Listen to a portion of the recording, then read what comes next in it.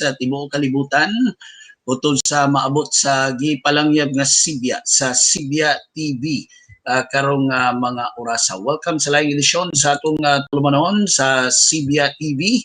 Diyan nata sa atong tulumanon mga kasibya sa June Perez, Y Caparis at your service sa mga kasibya, no?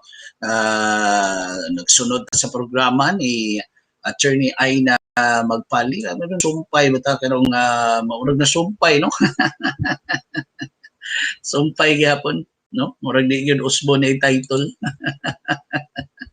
Murag maoray kuan, murag maoray taktik kanina. Mga kasibya, oy, kumusta inyong kabuntagon sa adlaw nga Miyerkules na medyo ni isdo man diri sa Mua, oy, diri barangay Punta Prinsesa karon mga orasa na ba tay mga lakaw ron buntaga na murag buuan man ron taon-taon.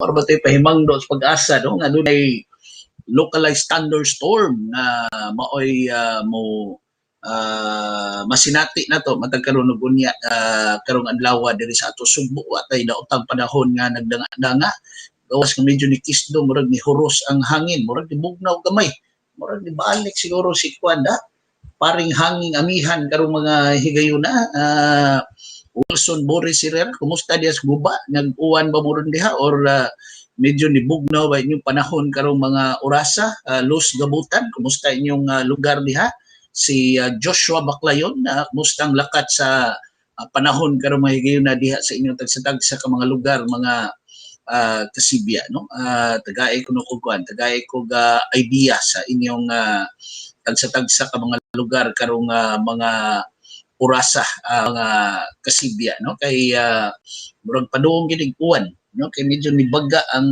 nihabol nga panganod dagom karong mga orasa Dustin Tampos si Mels Castro si Mels Castro ni diha sa dakbayan sa Lapu-Lapu mga kasibya.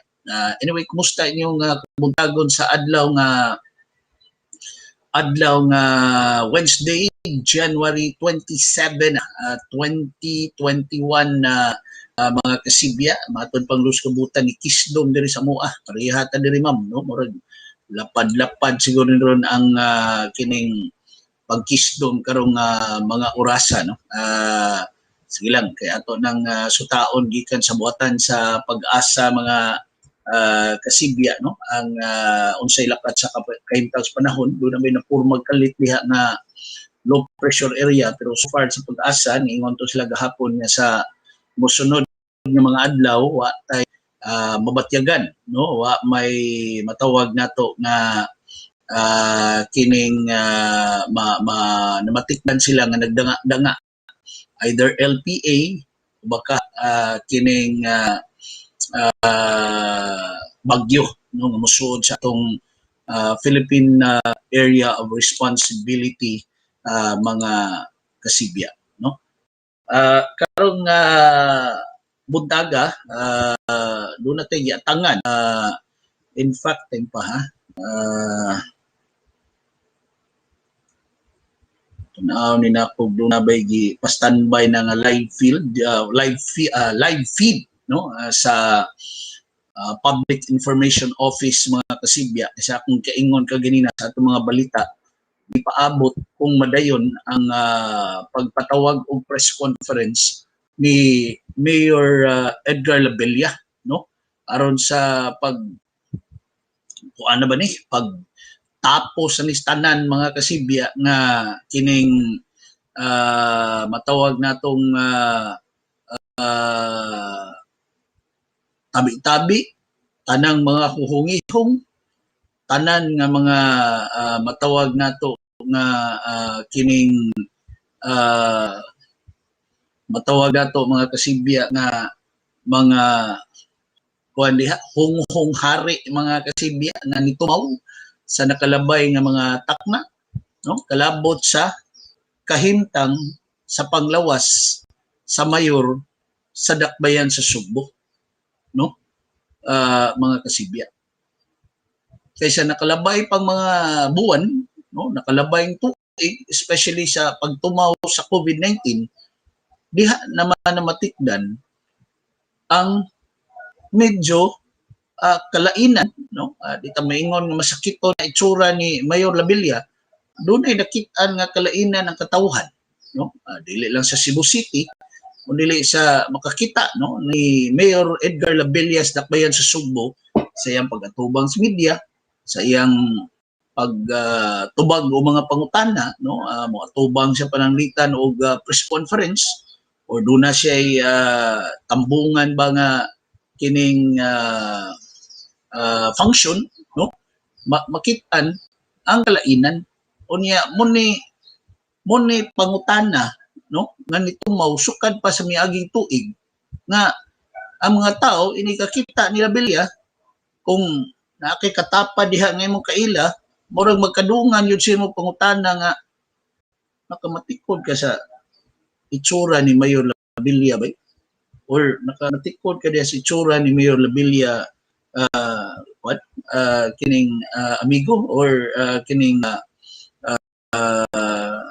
katapa diha, no? Kana siya mo na ipangutana mga kasibya, no? Maklaro mo sa naked eye nimo, no, sa imong mata mga kasibya, mo na imong nakita, no, nga ngano man ni nganong naingon ani man ang itsura ni Mayor Labilla, no, especially atong pagbid diha ganito iningon wa pa kani COVID ni Mayor Labilla, no, pero wa no, kay kuan man kanang matawag nato nga kanang ni-function man siya, no, normally atong panahon sa COVID. Diha na lang ni nagsugod mga kasibya sa dihang gioperahan sa iyang gallbladder, no, gallbladder stone si Mayor Labilla, no. COVID pa man gito ato higyan na, although medyo luag na ang kining luag na ang mga lagda or mga restriction sa atong higayuna mga kasibya, no. So munay nahitabo atol sa pagpahigayon sa COVID or kaning nag-atiman si Labilla sa syudad nga ubos sa COVID mga kasibya o ubos tag ikas ECQ na MECQ na GCQ hangtod na MGCQ ta karon. Na karon sa nakalabay nga mga simana, nakalabay nga mga buwan, especially November, December, hangtod karon January, misibaw naman guni ang kuan, no, misibaw na ang mga hungihong mo ni mo na masakiton ang mayor sa dakbayan sa Sugbo. Ug ang tubag ni Mayor Labilla kuan na gyud, no, kanang pag kuan ra kining pag ingon nga dili seryoso ang iyang sakit, epekto ra sa katong iyang gallbladder operation. Senior naman siya, normal lang na magpahigayon siya sa kining iyang naandan mga check-up. So ang mga pangutana mga kasibya gikan sa pagka matikod sa mga tao nga medyo dunay kalainan ang physical nga itsura ni Mayor Labilla, napunan pa na og dugang mga pangutana, napunan pa og dugang mga tabi-tabi na hinuon, napunan pa yun og daghan pang mga spekulasyon sa katawhan, no. Pasa diri sa informasyon, pasa dito sa informasyon, dunay mo pandangat nato diri informasyon mga kasibya, hangtod nga niabot to ang pagpahigayon sa Fiesta Senior, no. Kaya diha ni murag tan-aw na kung nagsugod yun, at di man nung nagsugod kanang medyo ni kuan na gyud ba kanang ni sulbong na gyud ang kana bang pagduda sa katawhan mga kasibya, no. Kay wa man kadto nga ato sa Labilla unya gi ingnan niya si Vice Mayor Michael Rama nga ikaw lang sa diha Mike, no, ikaw mo deklarar diha opening sa Sinulog Rewind 2021, no, diingon man sa si Mayor Labilla nga nagpa-check up sa siya, mga kasibya. Pagkaugma ato, Lunes, after sa Fiesta Senior, o pagka-Martes, diha na nga murag ni on leave yun, si Mayor Ed Labilla. No? Ni, kuha na siya, ni leave of absence, ni sud og leave of absence. Although, 3 days, 3 days ra. No? Murag sugod og Martes, pulis ba to, hangtod sa Biyernes, January 22, mga kasibya. Kay maotoy gitumbok nila nga si Labilla mo balik on January 22, adlaw nga Biyernes sa miaging semana, mga kasibya, no? Wa man mabalik pagka Biyernes si Mayor Labilla. Wa man siya mapakita sa iyang opisina. Di napuna na sad ang mga istorya, no? Mga kasibya, no? Nga hayan mo extend si Mayor Labilla sa iyang leave of absence. Tuod man, dihay medyo kalibugan nga pamahayag sa to kay mao lagi ang nahitabo. Dihay matod pa statement ang kampo ni Labilla, no, sa City Hall na mo extend ang leave of absence sa mayor until January 29. No? Pero wa siya moingon kinsa iyang doon na ba siya gidesignate nga one kining acting mayor. Kanitigon sa mayor maghapon adlaw, no? Kay inunta nilabay ang Biyernes, niagi ang Sabado ug Domingo, pag Lunes, wa may Mayor Labilla. Manito nga siyang opisina. Pagka Martes, diha na ni pahibaw, nga muni muna. So nitingog si Mayor Michael Rama nga, di man ko acting mayor na, kay wa man ko yung designation document nga na, na dawat ako diri, no? Kay gobyerno biyata, no? Kinahanglan tagkuan dili kay siguro sa ubang mga opisina pwede siguro na nga ba ra di gamiton para ingnon ka nga do kuan on leave ko karong semanaha ikaw mo kuan ikaw mo OIC no ingana nga sitwasyon ba, no? Mahimo siguro sa opisina pero mayor ka sa usa sa labing dakong dakbayan sa nasod, mga kasibya, no? Highly organized city ka unya, verbal ang imong pag-istorya nga mo kuan ka leave of absence di am kay BC Mayor nga medyo kuan sad nangita sa yung dokumento, no? Kay syempre mapiki sa yung kag mo kuan ka diha murag assuming ra sad kay ka ba nga oy leave of absence day si Mayor Labilla, no? Gi-extend Vice Mayor. Kara-kara sa ka, mura ka muharap sa diha, mga kasibya, dili mahimo na.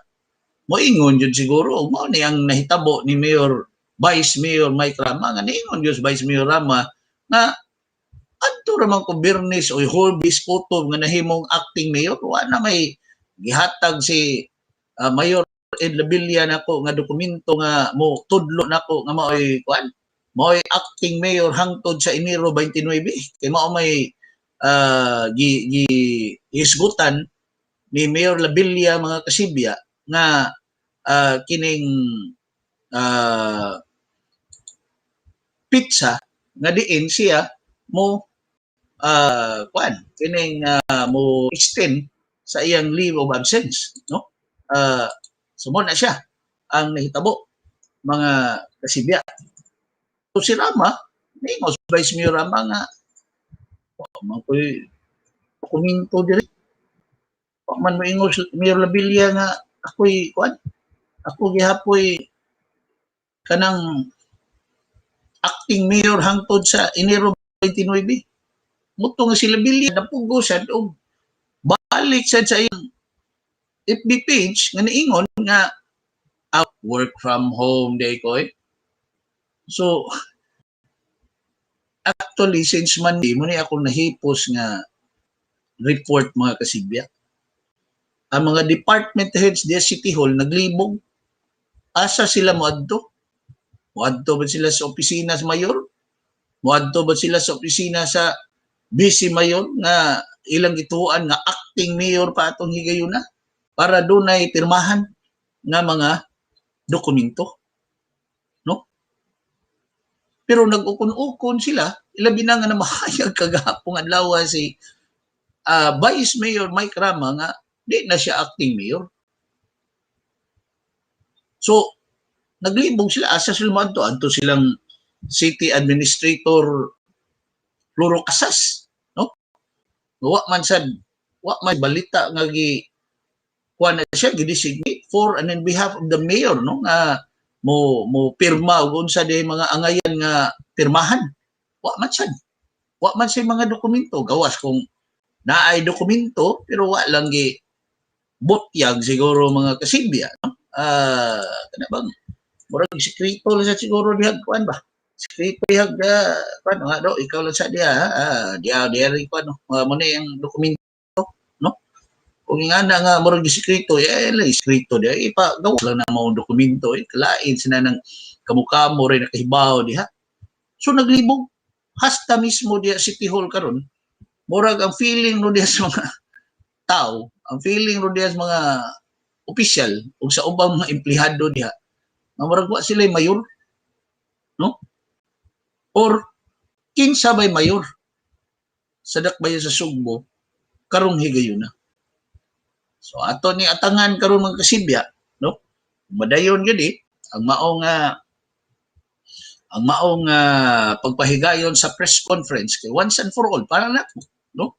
Maayon gibuhat sa kampo ni Mayor Ed Labilla. Isa ato lang kaingon ato panginaot nga himsog ang atong mayor sa dakbayan sa Sugbo, no?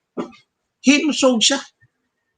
Dili siya ngayong usa commercial pa na siya itong tinagalog sa to bawal magkasakit karong higayuna Mayor Labilla, no? Pero kung naa magigihambin nga sakit si Mayor Labilla, doon na siya pamahayag na nag-leave siya tungod sa iyang ear infection sa iyang dunggan. Apan, ang mga nagpakakita ng mga angry bird nato mga kasibya, no? Ay witness account ni sa ato mga angry bird na may laing gihambin nga kakulian sa paglawas ang mayor, no?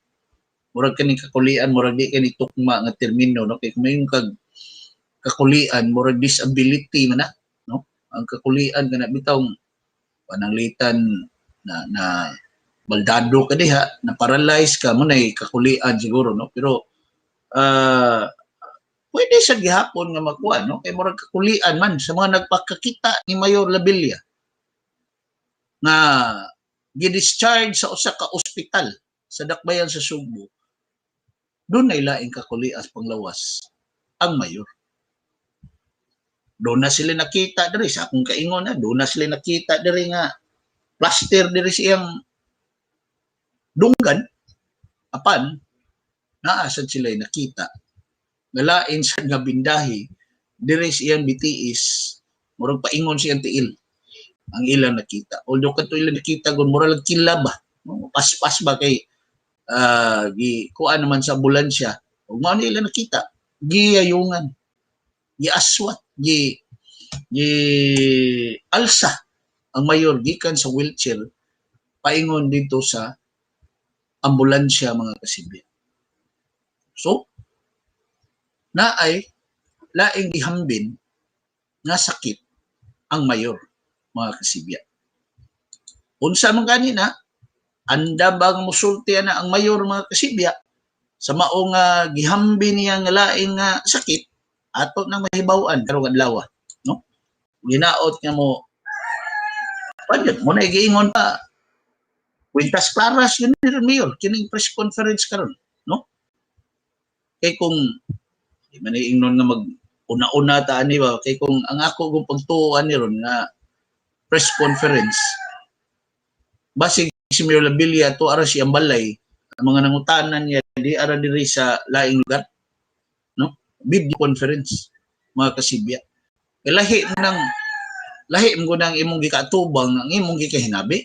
Kanang face to face gyud ba undo makasabot ta kay naa may COVID, no? Na may kining na may kaning padayon nga nisaka nga mga kaso sa COVID, mga kasibya. Pero kana mo kita nay kuan jud kanang ideal gyud ba nga himuon sa kampo ni Mayor Labilla. Kay kung mag-press con siya, of course, ato klaruhon na si Mayor Labilla conscious kanang report na kuma murag ako di gyud ko makumbinsi ra nang nakuma kay kuan man na kuan man siya na conscious man siya maka-istorya makalihok pero ingnon nga makalakaw dili atong higayon na sa nakakita sa kuan nakakita sa kining mayor sa diyang gi-discharge sa usa ka ospital, mga kasibya. And in fact, si Mayor Labilla or naaar ko na mag-istar diya kulukandaan na ko ning kuan balay sa mayor diya sa usas mga barangay sa North Districts dakbayan sa Sugbo. Murag tuwa ko mo sa kuan. Ikatong andana gyud wa ko noy kuan. Wa ko noy naog-naog. Sa ano pagkanaog tuod. Naamo kay problema diri sa Mudiil. Di magkanaog na. Lison kay kamo andar. Ako ganing kasuway ko ganang andar ang arthritis, mga kasibya. Basta sakitan lang yun. Abot lang. Di yung lalim. Kung arthritis mo gani nang kang Mayor Labilla, kay mo may gituan sa uban, no? Ako kuan na nga di yung kakalakaw, no? Gawas ko giluto na kadiha or tumar na kag mga tambal unsa pa di imong tumaron, mga kasibya, no? Di yung kakalakaw. Makalakaw mo gani ka murag ang pagpingit nimo, mga kasibya, murag lami kay syagit. Lami kay syagit, mga kasibya. Muna akong personal na nga kasi kana akong arthritis kay mo lagi doon naman to katong sulti sa nako last week doon ako hinabi nga usanis mga naa sigurong Mayor Labilla sad nga ningon nga ang gisulti ni Labilla sa diya nangutana sa gyud siya ningon gyud Mayor Labilla nga kulimahan ako ni akong tiil doy or BTS ba to kay once mo andar niya akong arthritis mo grabe lisod man kay ilakaw, no? Mo ay kwan. So the air infection angle, mga kasibya, matawag ni nato nga kwangan nga gibutyag sa mayor sa dakbayan sa Sugbo. Nahinaot himuon ni Labilla kaning press conference nga pagtapos na tanan ba nga moingon siya nga ako inyo kong mayor, inyo kong hatagan sa inyong pagsalig sa diyang inyo kong gibutaran, inyo kong gipili sa eleksyon nga tuig 2019 di ni barog karon ninyo ni pakita kanag makabarog, no? Ingnon ta, no? Ni pakita ninyo karon para pagsalikway sa mga reports nga ako nakuma o mao ni ang akong kuan tinuod nga doon ako infection sa akong dunggan. But at the same time mo na akong auhag ni Mayor Labilla na isulti pa na sir upalitan doon na po yung kilaing kakulian diya sa imong panglawa sir or kung doon na magkailain pag yun nga sakit Mayor Labilla, no? Buntag man to gi saa dire pero so far hangtod karong higayon na wa pa man tay na monitor dire nga kuan na monitor diri, mga kasibya, nga kanang murag mo kuan na or standby na ba, no? Sige lang kay ato man ning monitor pero nagpaabot sa gud sa lain sad nga kining sa tawag ani kanang lain sad nga feed, no? Ang kining gitakda sa ning si tawag ani kanang committee hearing, no? Sa Senado, no? Senate Committee on Constitutional Amendments, mura ning mahog nga sumpay sa ni mga kasibya sa kining hearing nga gipatawag kagahapon adlaw sa House Committee on Constitutional Amendments nga gipanguluhan ni Kongresista Alfredo Garbin Jr. no, gahapon to, no, may ubay nga itong mga bugat kayo nga kining mga bisita gahapong adlaw mga kasibya, no. So kana siya muna atong giatangan ang committee ni Senador Kiko Pangilinan mga kasibya na mo'y mopahigayon sa maong hearing kung hibaw-an alas 10 kanong buntag, no, nga ipahigayon kaning maong tigom kaning maong hearing labot ni sa tinguha nga amindahon, no, amindahon or usbon dunay mga kausaban nga ipaila diha sa economic provision sa atong batakang balaod mga kasibya. Munay may tabo karong alas 10 ang takna sa buntag mga kasibya, no. So kana siya ato nang atangan, no, mga kasibya kining maong hearing nga ipahigayon sa Senate Committee on Constitutional Amendment nga gipanguluhan ni Senador Kiko Francis Kiko Pangilinan mga kasibya.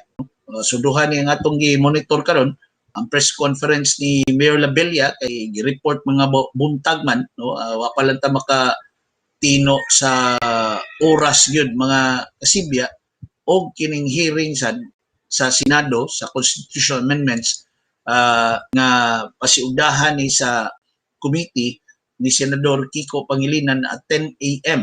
no, karong pipila lang ka minutos, no, sa orasa ron alas 9:36 na sa buntag mga kasibya, no. So munay atong giatangan nga duha ka mga dagko mga balita. Good morning diha ni Ma'am Delia Gabunada, si Francis Pialago Jr. Wa gyud ni all-like ang Cebu City, di na lang yun musulti sa tinuod nga kahimtang sa panglawas. Gisaway nila sakit sa kaning mayor, honest man to nga misulti sa tinuod nga kahimtang si ang panglawas ug wa may kalimog sa liderato nga moduma sa syudad. Bitaw. Para nako, no, si Mayor Labella murag angaya makat-on sa gihimo ni kanhi mayor Tomas Osmeña ni adto. Anak ko nakasaksi sa gyud ko ato sa kay muna diway EB naman siguro ta ato, no, or diway sa lain pa to murag lain tong istasyon.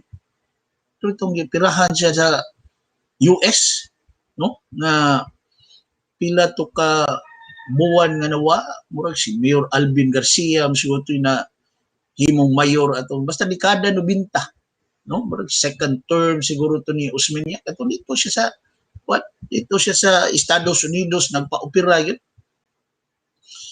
Wa man yun to gitago kay wa man sa tugod matago tong nahitabo ni Mayor Osmeña sa diyang na-collapse ba to siya dito sa kasal ba to unsa ba to diha to siya kasal gitambungan, no, nga moto pag nagida siya ospital unya pagkahuman kuan siya gida siya dito sa Amerika aron adto siya dito operahan, no.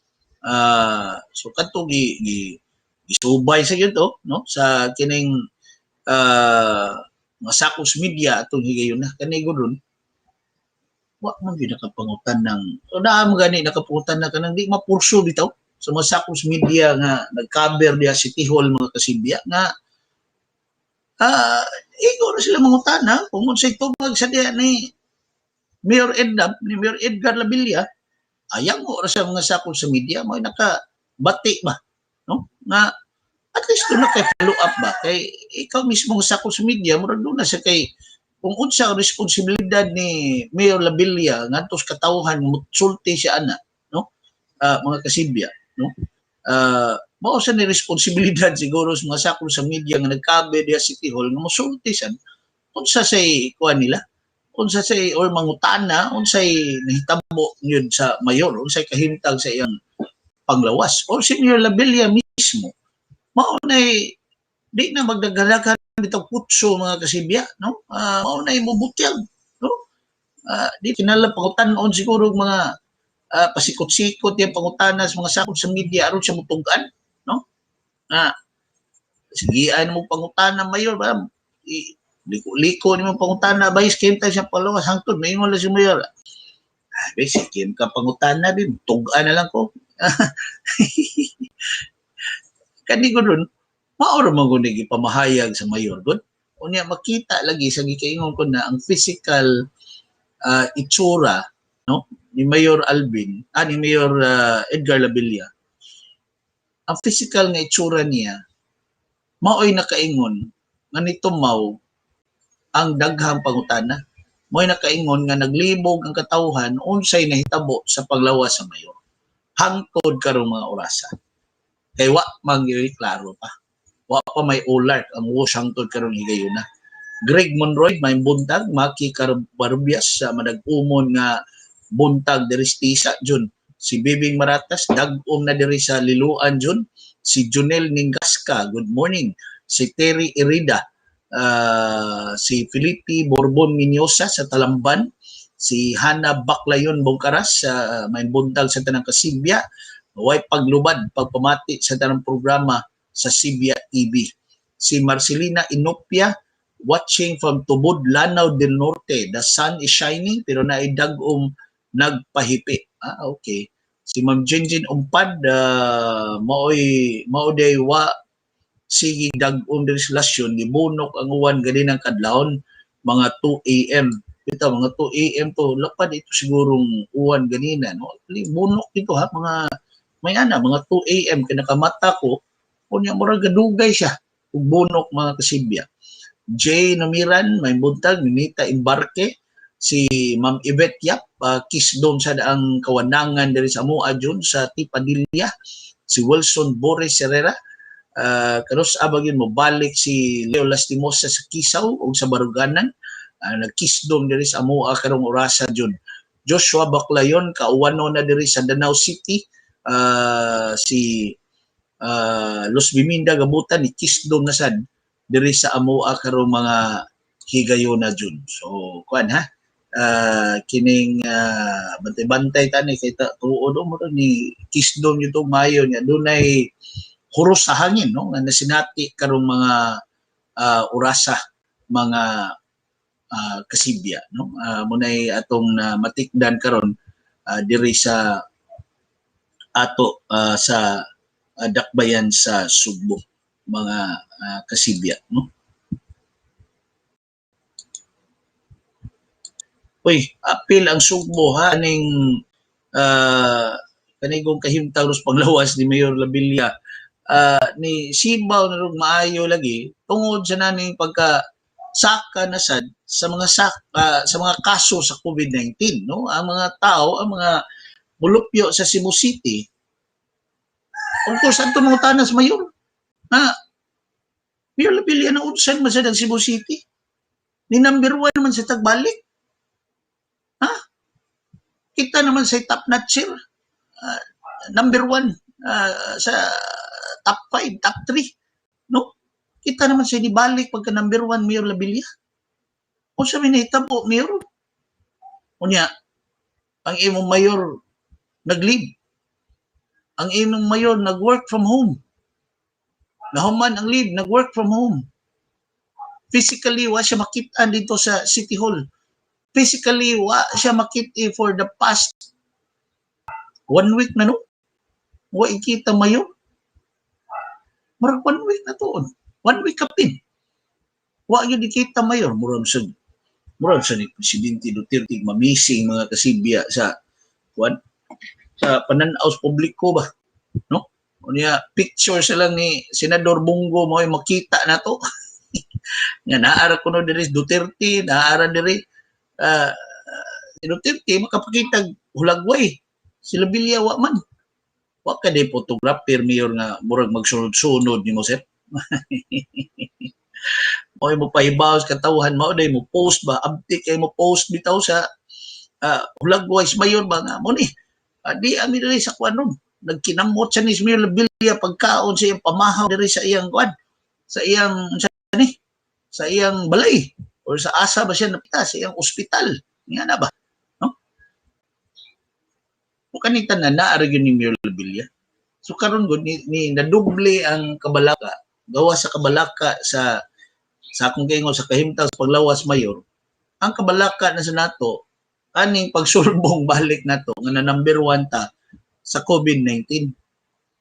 Naniuwan na gyud ayo. Naniuwan gyud sa mua mo di ta kalakaw ang klaki. Wag unya no ta makalakaw siguro ani, no? Malambigit ba or masumpay bitaw mga kasibya nga mga tao moingon nga kung saan may lakang nato ani Mayor Labilla. Nya wa ang mayor. So kalibog mo tumaw.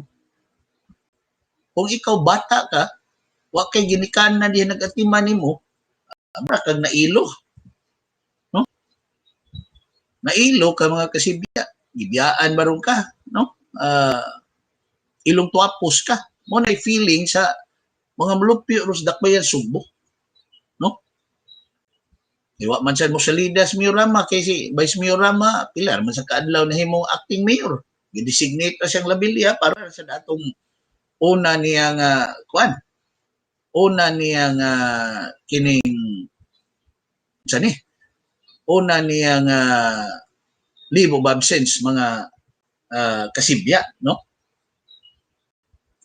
Matod pa rin Marites Gusara sa Noah Complex kada adlaw na masud dito si Konsyal Pisquera mo'y manager dito niyan ingon siya pag graduation nimo unsa na pag graduation namo na ako no ear infection si Mayor Labilla unsa man mo naon tas Mayor Labilla ato higayon na sa pag graduate ninyo pakisan ninyo so diri sa tungpad. Okay. Okay. Doon na kay report Angie Saniel. Kadiyot kayo Angie ha. Angie, doon na kay report. Gisoyan na ako na okay ba ang signal tikusuging uwan June dinhi sa habagatan pero karon medyo nagtutaligsik na lang gyud. Ganiha uwan jud buno kaayo since mga 7:30 I think pero kadlawon pa nagsige na pug tutaligsik og uwan. Okay. So kayo Angie, signal sa iro og manok kusog kayo. Klaro ra? Sige. Ugaok. Butan niyo sa Angie Saniel kay mo subay sa ni siya karon taon mga kasibya sa kining uban pa mga dagko mga balita nga tumahipos nato sa mosunod nga mga takna, no? So muna akong kaingon ni feeling sa mga tao nato mga kasibya misdakbayan sa Subo ako taga Cebu City man ko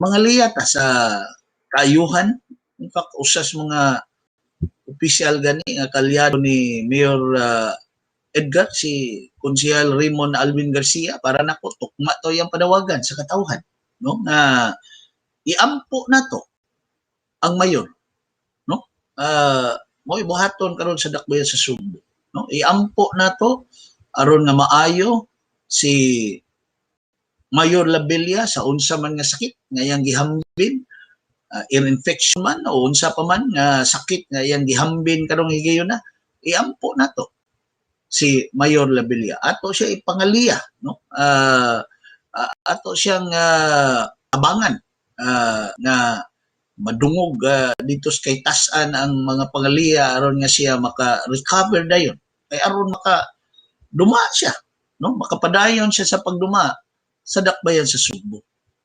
Pero mo na dungagan ako ang auhag ni Konsyal Raymond Garcia kung mahimo o hago na to sa Mayor Labilla nga musulti sa unsa gyud kahimtang sa niya panglawas, no?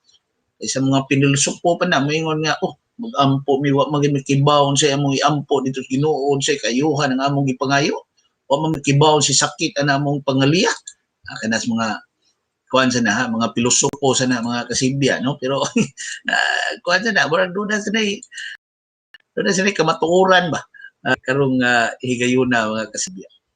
O kana siya munay kuan na to, no, si kuan ko, no, si Konsyal Dundon Ontiveros nga may acting vice mayor ato higayon na mo'y ni adto dito Okay. Okay. Kanisa konsyal Dondon tibi tungos kabatan noon na ni wala sa ti kanang uyon-uyo lang eh, no? Uyon-uyo na sa ganisipan. Si kuan na ni kuan na ni kanang pamuri kung sa kuan ba di pamitadhan mga kasibya, no? Di pa nitadhan kayo si Konsyal Dundon. Yung nature sa Konsyal Dundon, mura di ni kibaw ngaway, no? Kuha ni, kanang, kuha ni siya, kanang free-spirited nga yung karakter ba, no? Butan, ino ta, no? Si Konsyal Dundon Ontiveros, mga kasibya. Jove Pulan, may buntag. Si Grace Ma Tan, may buntag. Si Cap Purisima, Kisdom na diris Minglanilla, Jun. Yung undang ling uwan sa amo to dayon. 5 minutes na kuan dayon. Na nawa dayon mga kasibya. Si Edwin Sinanggote diha sa St. Jude sa Bulacau ni sa dakbayan sa Sugbo. Matod pa ning Lynn Olivares, follow the leader la Jun ang nahito mga kasibya. Si sa Danny Canales dag-on Teristalisay pero mas grabe dag-on sa Cebu City Hall.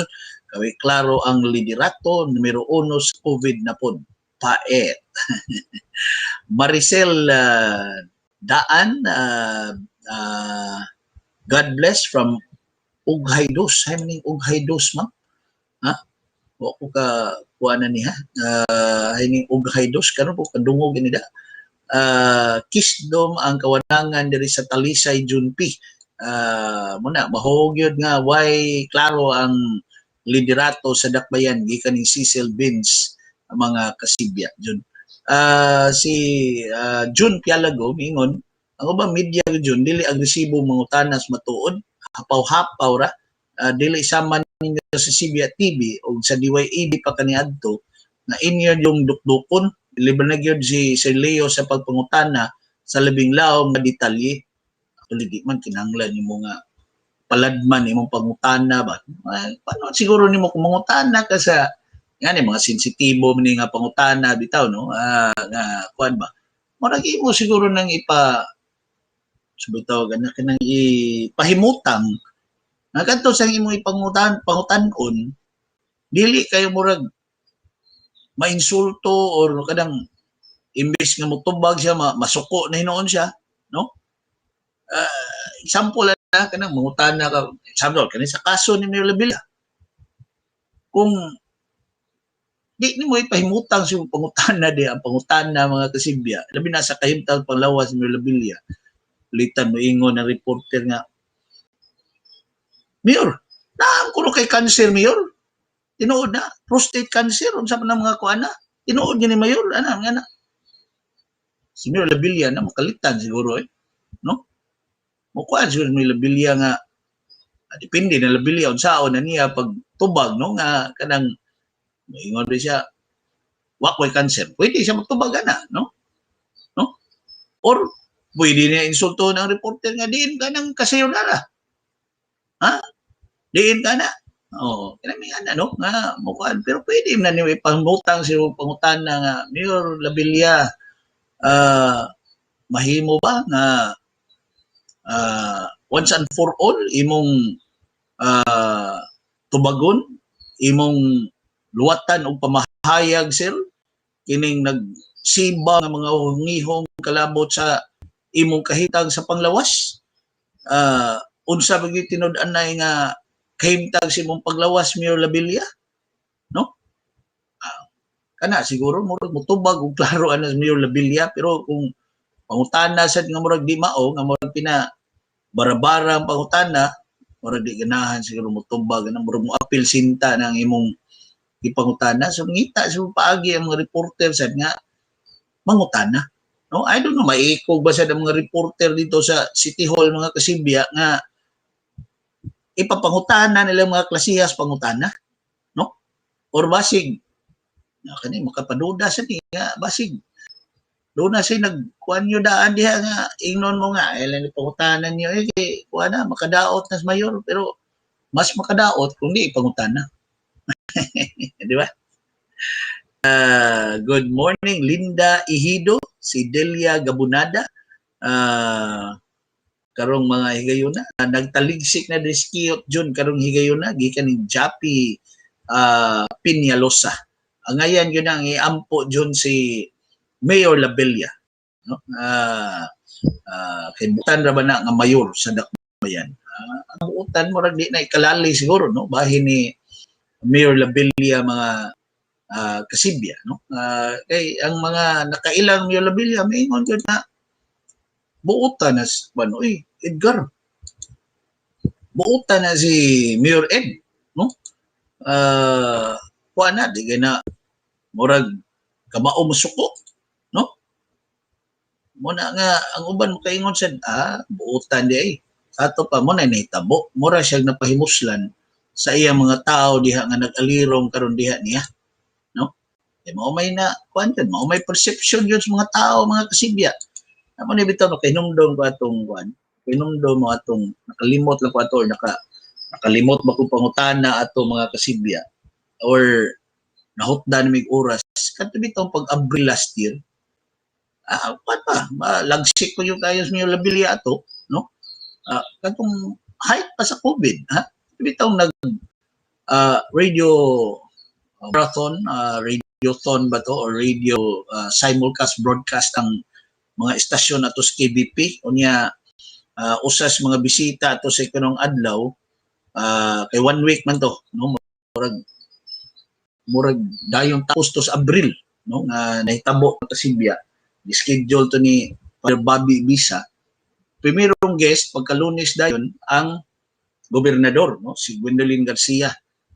Unya ikaduha pagkasunod adlaw si Mayor Labella na, so na timing man nga ang DYE ato mo'y host. Di ako'y na timing atong angkor kay sa oras man ako mga kasibya, no? Ito daghan kay kuan pangutana mga kasibya, no? Mga nangutana ang ubang mga istasyon ato sa KBP. Wa gito sa kung nahuna mga kasibya, no?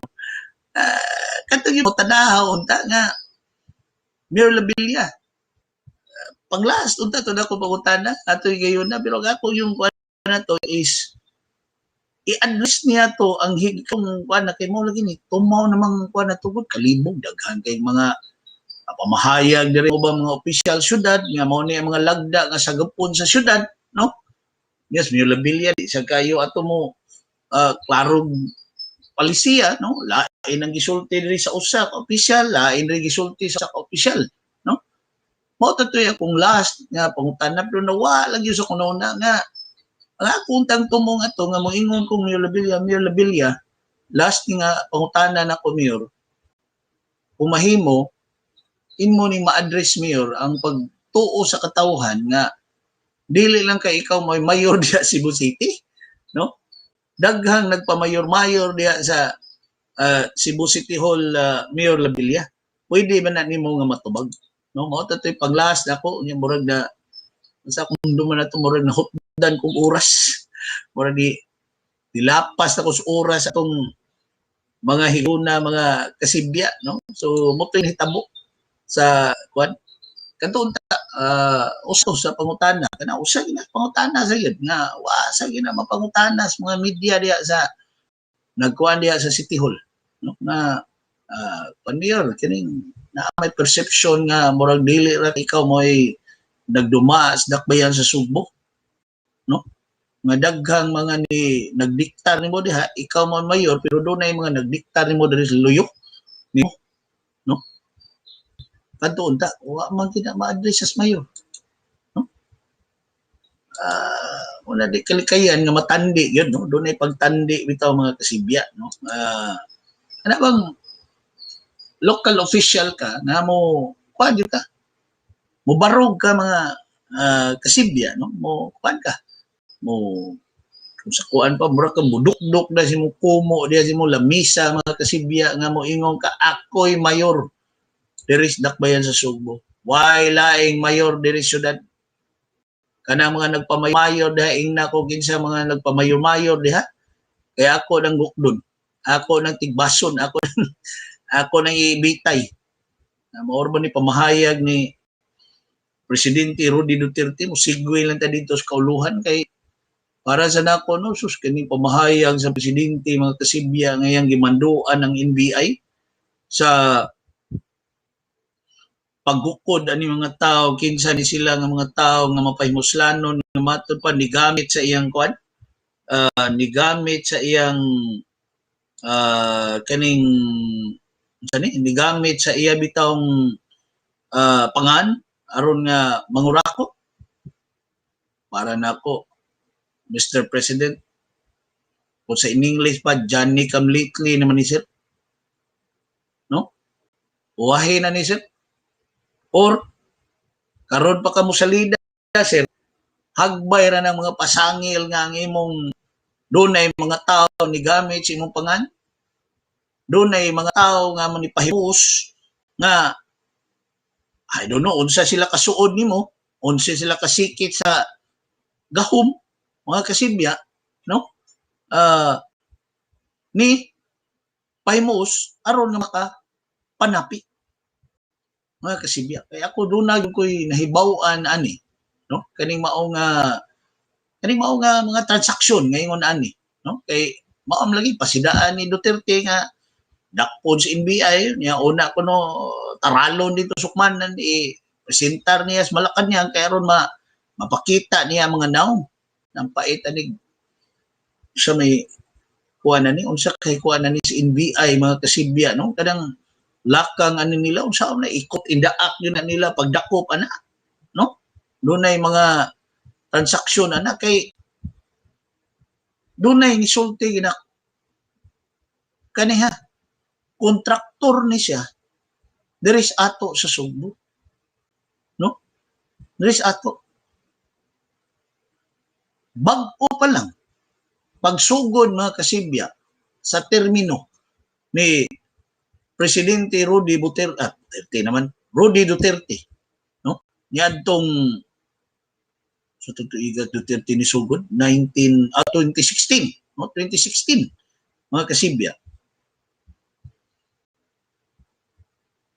ang nahitabo mga kasibya doon na day mga doon na day mga kining kiriwag kamot o mapahimuslanon mga kasibya nga ni pahimo sitwasyon kabantay mo atong mga tao diri Sugbo nga murag magpanon dito sa Davao mao to kay kadto muamin to didto mga kasibya muamin to dito kinsay mga suod ni Duterte kinsay ilang maduol aron nga maka kuha og mga proyekto mga kasibya. So kaning atong kaila nga kontraktor first time to niya nga kana untag musuod sa government project na ba no kay ang iyang mga project sa iyang pagka-kontraktor private no mga private companies no tukod sa mga buildings mga ana so kadto una to niyang kuan kay duna siya ni dapit niya no suwayan ba no so gida siya dito sa Davao tubang kuno sila atong nagpaila nga suod ni Presidente Duterte no nagpaila nga suod ni Presidente Duterte nga magwa siya kanang ranggo ba why ranggo no pagatubang ko na dito ingon ko na tong tao nga duna na kay kuan siya kanang kasinatian sa mga government project so pagit sir kay una ni na akong kuan okay pwede ka na mohatagan og kuan sir pwede ka na mohatagan og kanang sani kaning proyekto so ugang ko siya kay sir kay giditso siya sulti ka pwede ka na mo kuan og proyekto sir ano ba taga-asam ka sir Cebu Cebu amo ba sir ano ba moto nagkuan man siya kanang gipangayuan siya murag mga requirements ba naa siya murag wa mahatag na dugang requirements ba moto ningon siya nga ay i-follow lang ni nako sir okay ano ba sus nakugang kuno siya kay pagbalik kuno kay tanaw siguro dayon dito iyang kuan ba iyang sani iyang credentials ba tanaw siguro makakaya man ni kuan makaya ni mga dagkong proyekto basta siya nangangha kuno do. Kibaw ka say what siya, sir, kani mo proyekto ang ihatag nimo. So pagtanaw niyo, pwede man dako ang kantidad. So, nakuha ko na ni sir. Nga lagi siya dito sa tubangan na tutaw. Nakuha ko na ni sir. So, mo na yan mo ikuan diya sir. Pero diri siya dyan na happy tagak sa siyang kuan. Happy tagak siyang gilingkuran na itong higayon na. Kaya mo ko, dako gani sir. Baka kuan yung kani sir. Dako gani. So, okay, ano siya. Pero kabalibaro na siya. No? Kabalibaro na siya. Eh, bro, di niya makaya yun. Kaya dako yun yung proyekto, mga hundreds of millions siguro nga kantidad sa proyekto, no? Nga, kuan, inutak ang 100 million siguro nga kantidad. Ibutang ka. Okay sa kasuway, no? Na, kuan, labi na government project, no? Infrastructure project sa gobyerno. Diha siya na murag katamblingon pag sumpay sa kanitong kuan sa mura lagi kuno dito Davao mga kasibya, no? Doon ako rin murag sintro dito nga kuan kana bang murag opisina or struktura or building ba murag adto kuno mag-abot ang tanang gusto mo ko ang proyekto Davao mga kasibya. Sus pagtingog usab sa kantong iyang kaistorya niingon dako kani sir pero ang ato patakaran diri sir iba naman sir ka sir siya wa hibaw sir sabi patakaran sir siya pangayoon na mo daan ng 50% adi sir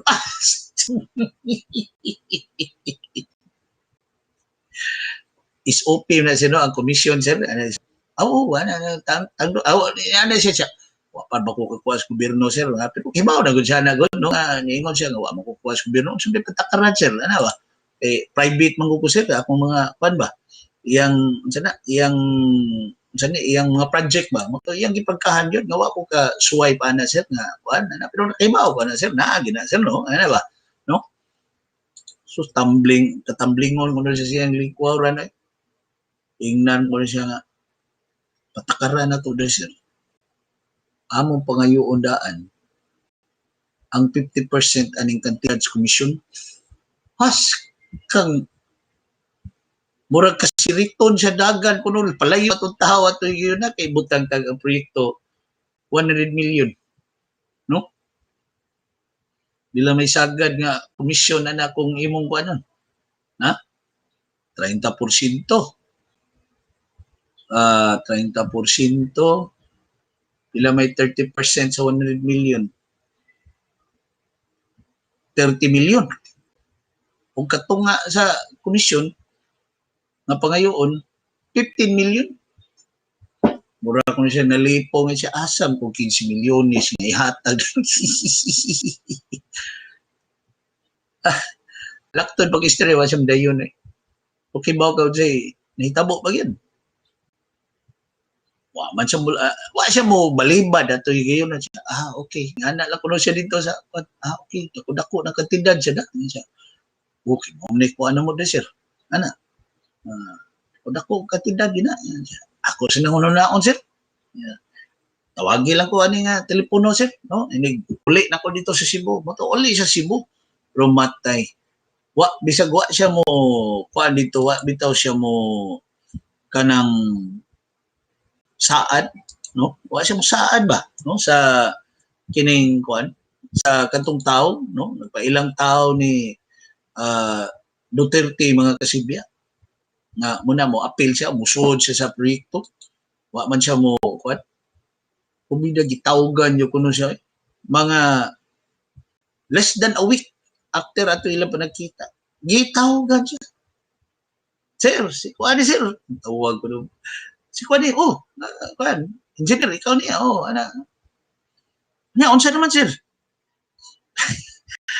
kuan sa kayo kanang mayo niya pagkabalibad ba sir murag kuan siya gidak-an ako sa mga proyekto sir kanang murag pa na ko makaya kung ana kadako nga proyekto inyong gihatag sir no basin niya mapalpak ko sir no kani maayo ni siya resulta siya mga trabaho no nahadlok na hinoon siya ana siya Di na kumusuod o kuhan doy. Adi na kumusuway og sud. O kanang apil-apil kong proyekto sa gobyerno. Kay mao dito.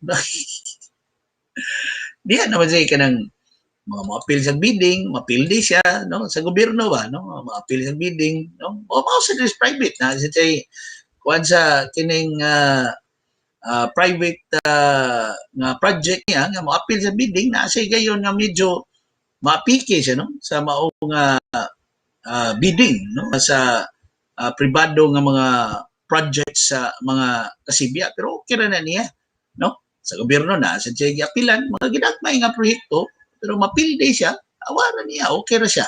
Mga kasibya, kining mao nga kaila nato, mga kasibya. So munay kwan, so kani karong pasidaan ni Duterte, ni Presidente Duterte mga kasibya, para nako mura manig kwan suilo di bubo man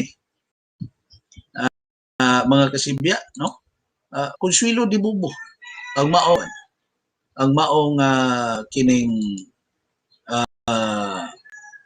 lakab Ingos Duterte nga kwan wahay na Mr. President, human na nikita na Mr. President ang imong mga tao, kung imong gani ng mga tao wa man gani kakaila nila, no? Wahay na, no? Happy 8th birthday ni Ella Irana Soramo sa Finland. Mayong buntag ninyo diha sa Finland. Ang mga orasa. Ain mo to akong kuan diri sa nawa man. Kadiyot kay ha.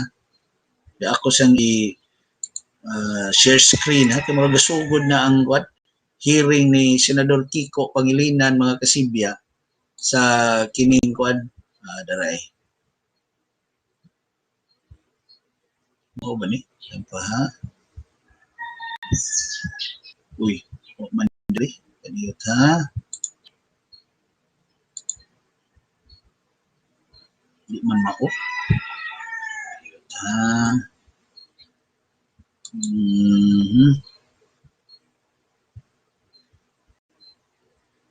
Ano to? Ano to ha? Oh, okay.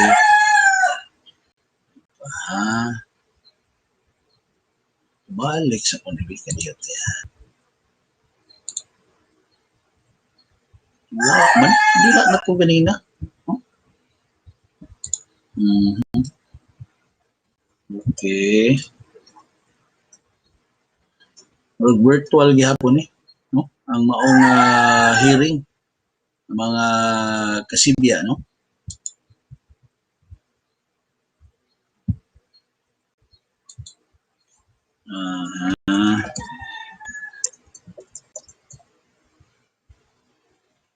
Basi mo na ni.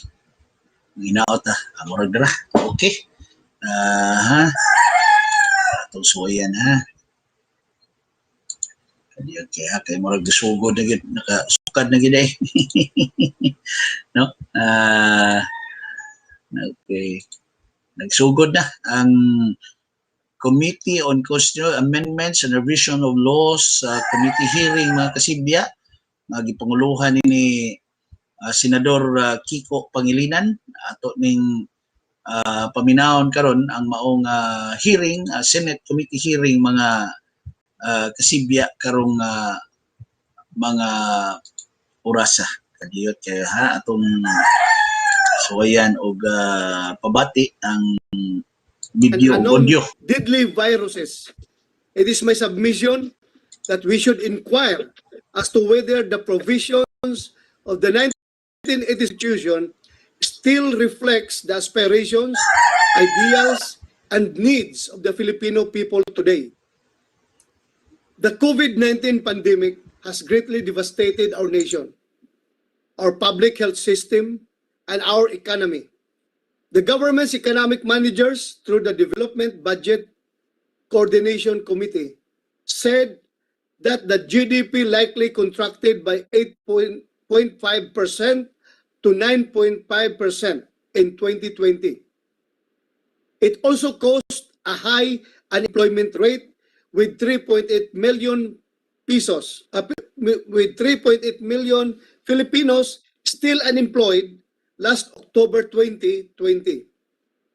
Further, the pandemic resulted to an alarming decline in the many economic sectors such as in tourism and accommodation, manufacturing, construction, transportation and storage, and a steep drop in OFW remittances by as much as 19.2%. Last May 2020, according to the Bangko Sentral ng Pilipinas, while the country recuperates from the effects brought about by the COVID-19 pandemic, there is a need to supplement catalysts in order to hasten our recovery. The rollout of the national vaccination program is significant but will be insufficient to heal the economic wounds caused by this pandemic. As these current issues come to light, however, this does not overshadow the deep-seated societal and economic problems which have held back the country for more than 3 decades and which may be traced to the restrictive language in some provisions of the 1987 Constitution. Professor Gerardo P. Sica, Ethos of the UP College of Economics, pointed out that the nationalistic provisions adopted by the 1987 Constitution from the 1935 Constitution were formulated in anticipation of the country's future political independence from the United States of America. However, the conditions existing then are not necessarily present now. As previous attempts will show, initiating discussions towards amending the Constitution is fraught with many challenges and issues. However, no matter how difficult and painstaking it may be, this representation sincerely believes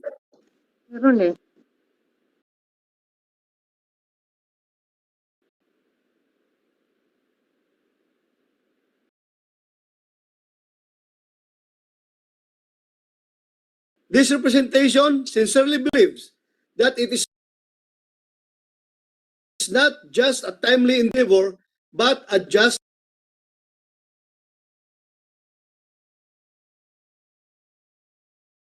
and worthy cause.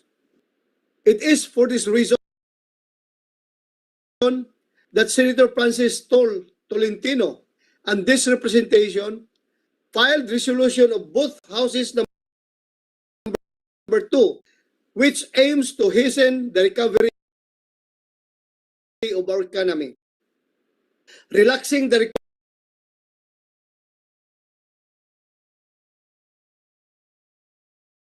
requirements for entry of foreign investments will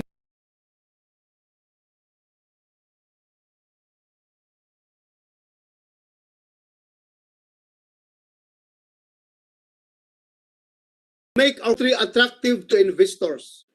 With high investment in local industries, our country will recover faster from the recent economic loss and ensure inclusive and sustainable development. More businesses shall equate to more job opportunities for our fellow Filipinos. We do not intend to just settle for band-aid solutions to our country's rising unemployment, but rather a long-term solution that shall not only boost our economy, but also uplift the lives of our people. Others would say that it's not a good time to amend the Constitution because of the existence of pandemic. However, it is my humble opinion that because of the existence of pandemic, the more it is necessary to consider again the discourse on relaxing restrictive economic provisions in the 1987 Constitution to rapidly revive and revitalize our economy. Thank you, Mr. Chairman. Thank you, Senator De La Rosa. May we just remind all our resource persons as well as our colleagues to keep their microphones unless they will be speaking. We now call on Senator Tolentino to give his opening statement. You have the floor, Senator Tolentino. Thank you, Mr. Chairman. Thank you for allowing us to have an opening statement. I indeed prepared an opening statement, and I'd like to thank the committee for allowing the public hearing of our resolution, including the resolution filed by Senator Lacson yesterday. This is my opening statement, which I prepared. We, the sovereign Filipino people. The preamble of the 1987 Constitution starts with these 5 words as a vision for the succeeding provisions of the fundamental law of our land. This phrase, we, the sovereign Filipino people, does not only put forth the direction for our Constitution, it also affirms our identity as a citizenry. Historically, and we all know this, we have had 6 constitutions, 6 the Proclamation of Independence on June 12, 1898. We have continued to flourish as a nation with strong tradition of constitutional government. The Malolos Constitution, the first Philippine Constitution, is in fact the first Republican Constitution in Asia. This morning, again, I'd like to reiterate my thanks. We convene as a committee to hear all the resolutions filed for charter change, albeit virtually and during a time of public health crisis, to exercise our constitutionally mandated power and discuss resolutions on possibly introducing amendments to our Constitution.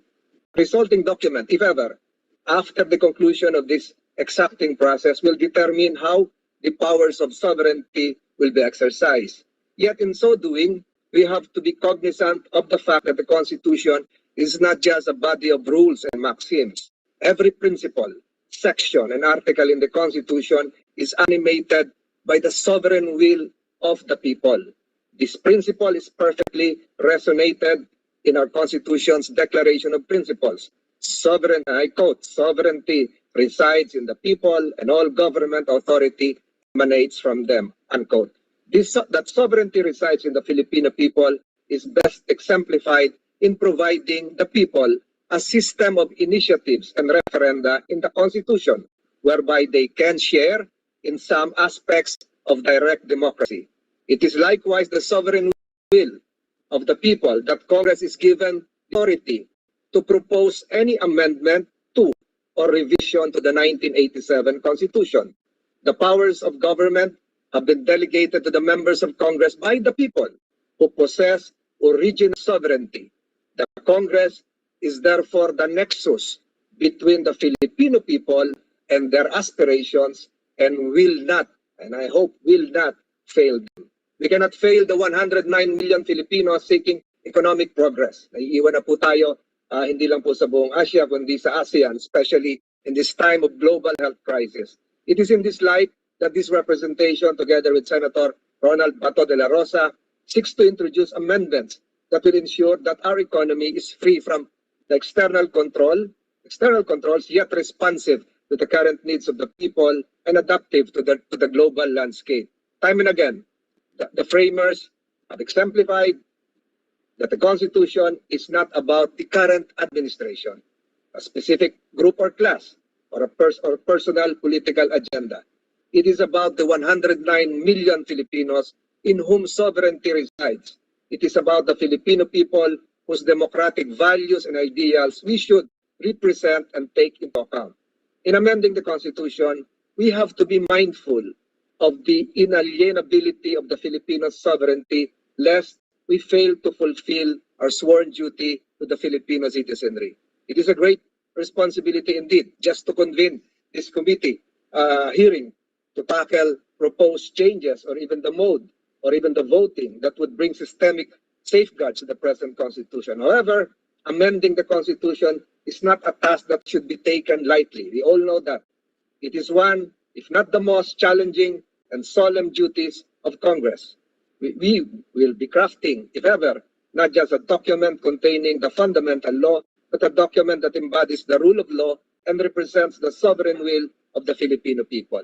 When the 1987 Constitution provided that any amendment to or revision of the Constitution proposed by Congress or a constitutional convention, and I quote, shall be valid only when ratified by a majority of the votes cast in the plebiscite, unquote, it is a recognition that it is the people who will ultimately decide the fate of our Constitution. And it is a humbling reminder to all of us in Congress and even the resource persons, which I respect, all present here, that when we exercise our constitutional power to sit as an assembly, if ever that happens to propose amendments to our, or revisions to the Constitution, we only do so because that power has been delegated to us by the Filipino people. Allow me to quote, Mr. Chairman, some provisions from the Pennsylvania registered centuries ago, which I think is apropos. Our constitutions, the truth is that in our government, the supreme and absolute and uncontrollable power remains in the people. Our constitutions are superior to our legislatures, so the people are superior to our constitutions. Indeed, the superiority in this last instance is much greater for the power for the people possess over our constitution, control in act as well as in right. The consequence is that the people may change the constitution whenever and however they please. This is a right which no positive institution can ever deprive them. True power resides in the people, and the people is the fountain of all power. Thank you, Mr. Chairman. Thank you, dear colleagues, for allowing me to make an opening statement. Thank you, Senator Tolentino. Would there be other senators who would like to give their opening statements? In that case, we can. Oh, yes, Senator Gatchalian.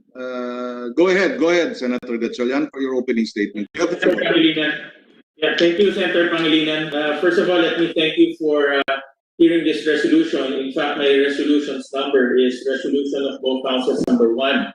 And I filed this last July 11, 2019, even before the pandemic, because I believe that our country needs to unleash its full potential, being restricted by our very own constitution. I'll give you a very specific case in point, wherein education can be a very good potential and also unleashing the knowledge capital of our country. But now we are under the pandemic, and you threw a very important question earlier in your opening statement, where is the timing right to tackle the amendments or revisions in our constitution? My opinion here is if we restrict our amendments to its economic provisions, I think the same line of thinking wherein we can use the potential of the country to hasten the recovery of our own people. You're right, you're absolutely correct that unemployment is a very big problem here in our country. A lot of our OFWs are returning without any jobs and also finding themselves without any jobs here in their own country. And I would like to hear from our economic managers, especially experts in the economy, on how our proposals on amending our economic provision can be used as a tool to generate jobs, to generate investments, and to help our people recover as fast as they can. The pandemic has become a game changer. In fact, I've been monitoring our neighboring Southeast Asian countries. Vietnam has truly overtaken us in terms of investment and job generation. The pandemic has regressed our potential and our economy by many years. And that's why I'm here to listen to our economic managers and to find out whether these proposals can be used as a tool to jumpstart our recovery eventually. So once again, thank you very much, Senator Pangilinan, for hearing this measure. Thank you. Thank you, Senator Gatchalian. If there are no other senators who would like to give their opening statements, we will now proceed with our recognition of our resource persons. Just a point of information, for purposes of orderly and organized proceedings, we have divided actually the discussions into two.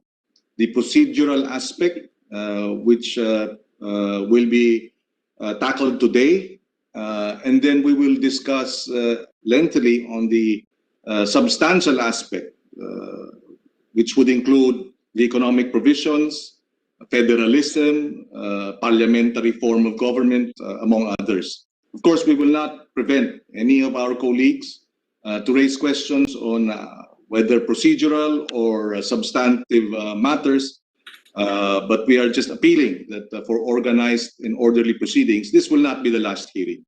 And therefore, we will appeal that we focus on as much as we can on the procedural aspect of charter change today, and we can raise and focus on the substantive aspects of charter change in the next hearing. Senator Amy Marcos, please, you have the floor. Go ahead. Yes, thank you very much, Chairman Pangilinan. It's merely a point of information. I am here as the secondary committee and chair of the economic affairs and not of electoral reform. Thank you, and we eagerly await the input of our economic managers and other experts. We thank you for that clarification, Senator Marcos, and we stand corrected as chairperson of the Committee on Economic Affairs. We can now proceed to the resource persons. May we request the committee secretary, Attorney Seng Palinas Magpale, to introduce and place on record those resource persons who are present. Thank you, Your Honor.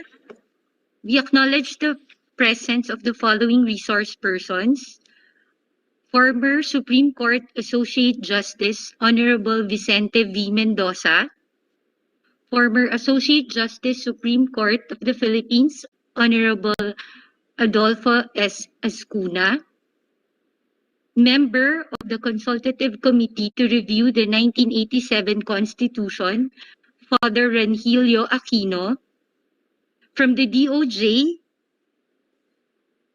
Chief State Counsel George O. Ortha II, from the DILG, USEC Jonathan Malaya, from the Philippine Institute for Development Studies, Dr. Rosario Manasan, Dr. Marife Ballesteros, and from the Philippine Chamber of Commerce and Industry, Sec. Gen. Ruben Pascual and Ms. Anya Cruz. May we remind the resource persons on keeping the mute button unless it is their turn to speak or deliver their position papers. Okay, thank you, Attorney Seng. We can now proceed. We have the program flow. We will ask our resource persons to present their position papers responding to the three earlier questions. They have 8 minutes each, and after which we will give our senators the chance to raise their questions after the presentations have been made. We've also arranged that the presentations will be based on their positions, for, against, depending on their answers or to the questions, so that we can have a full presentation of all sides to the issues. And so we can proceed. We begin with the position and the presentation of former Supreme Court. Before that, for the information of our colleagues and our resource persons, we had invited Chief Justice Puno of the Puno Commission, but he is unavailable. We hope to be able to have him in the next hearing. We also invited Chief Justice Davide. He initially confirmed, but a medical emergency, he had to address a personal emergency, and therefore he cannot join us today. He would like to join us in the next hearing. So we can now proceed. We acknowledge and give the floor to former Supreme Court Associate Justice V.V. Mendoza. my professor in constitutional law at the UP College of Law. Justice Mendoza, you have the floor, sir. Thank you, Mr. Chairman. The question here is really one of priority.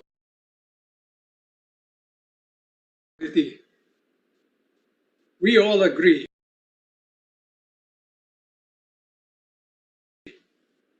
that because of the pandemic,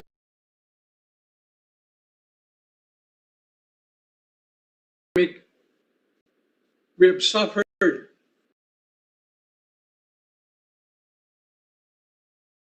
a great devastation of our economy, not to speak of the loss of lives.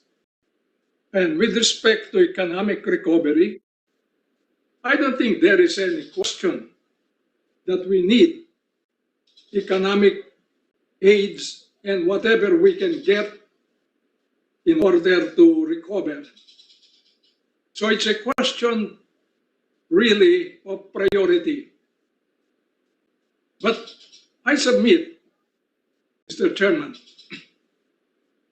that whether it is to liberalize what allegedly have been considered restrictive economic provisions, or to abolish the party list system, no more urgent need can prevail over two challenges I would consider the greatest that we should give our attention to and commit all our energy and resources to meeting these two challenges. These two challenges, Mr. Chairman, are the threat of the COVID pandemic, and number two, the preparation of our people for voting wisely to choose those who will govern us for the next 6 years. Good government is as urgent and a challenge as anything I can think of. Now, the economic recovery can take place after this. Aid, economic recovery can take place after this. But first, we have to, these two challenges. The pandemic has already claimed the lives of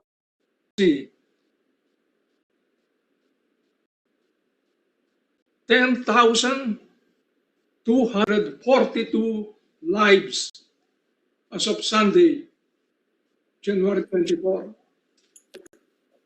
And yet, we still don't have a clear schedule of when vaccination can take place. Questions are still being discussed in the Senate with regard to the acquisition of suitable vaccines.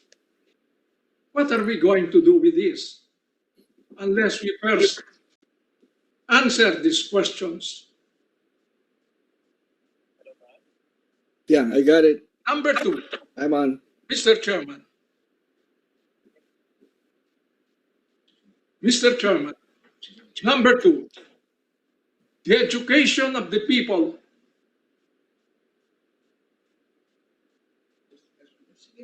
Wait a minute. The education of the people for wise voting and the preparation for clean, honest, and credible elections that can spell good government in this country. Demand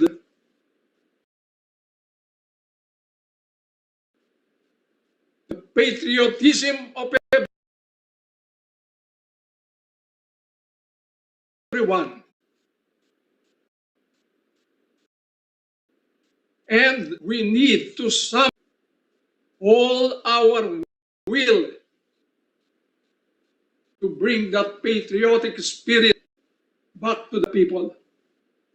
These are two challenges that we have to confront before we can speak of any other change in the Constitution.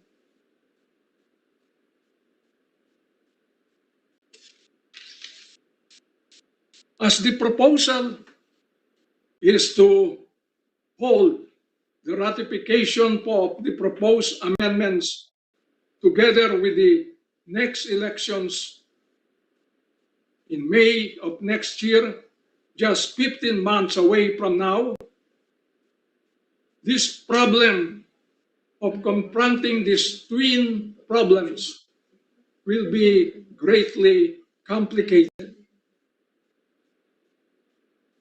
So we are having this problem. And not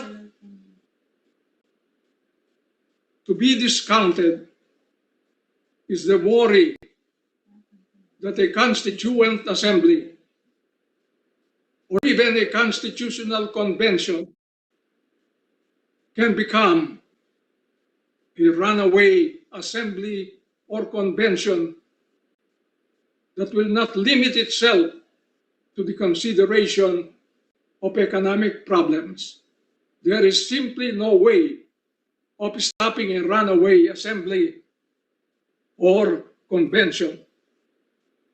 For these reasons, Mr. Chairman, I do not believe this is the time for charter change, given, number one, the threat of the pandemic, and number two, the great challenge of securing in this country good government.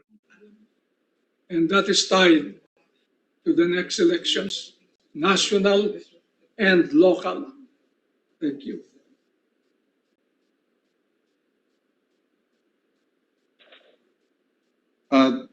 Thank you, Justice Mendoza. We were hoping you would respond as well to the two other questions so that we can complete your presentation. Should the amendments be by CONCON or CONAS, Constituent Assembly? And then if Congress convenes as a Constituent Assembly to amend or revise the Constitution, should the Senate and the House vote jointly or separately? Actually, as we know, proposals to amend the Constitution can be made by, number one, the registered voters, I think 12%. Number two, by Congress acting as a Constituent Assembly. And number three, by constitutional amendment, by convention. Now, if we go by historical precedents, you will see, Mr. Chairman, you will recall rather, that we have adopted constitutions via a constitutional convention. In 1935, when we wrote the 1935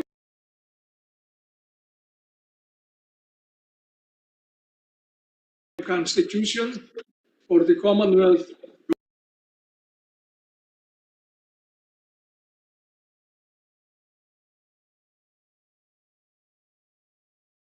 government, and eventually for the Republic of the Philippines.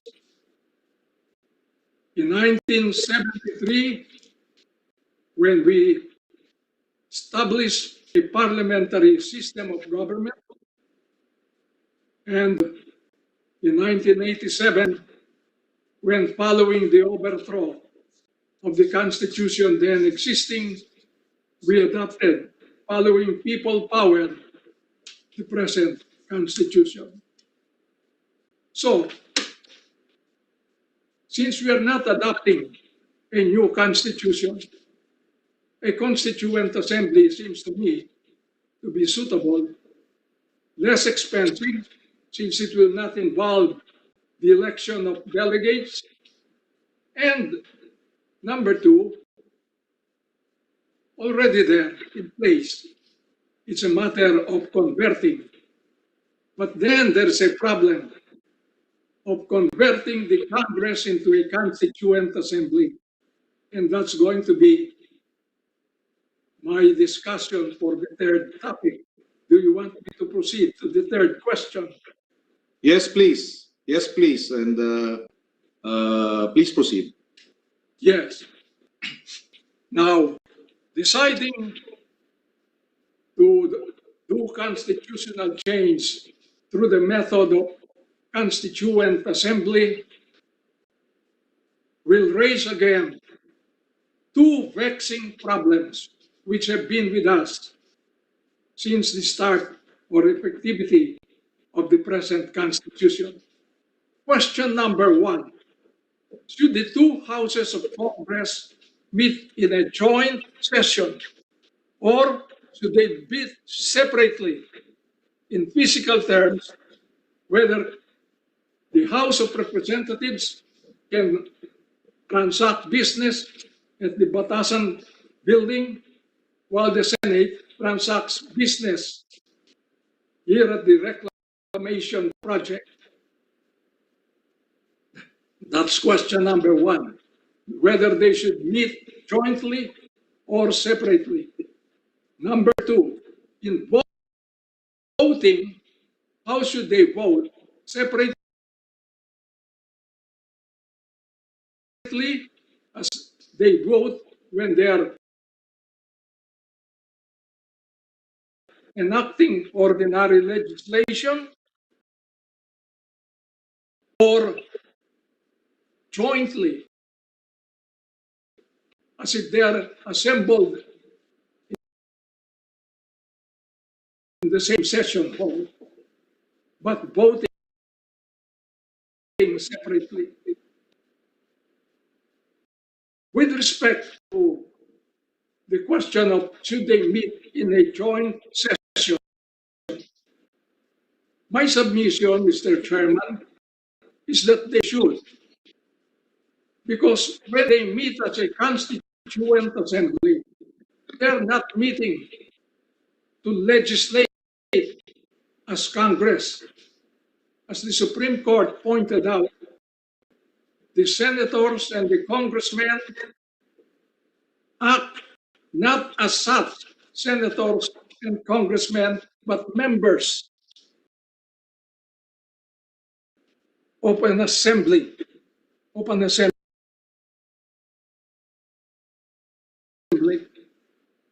And indeed, the subject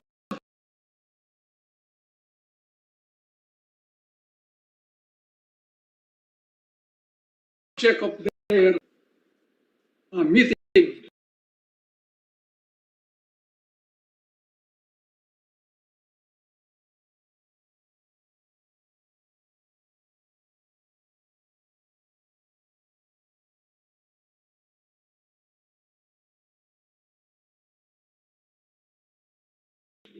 is not to pass ordinary legislation.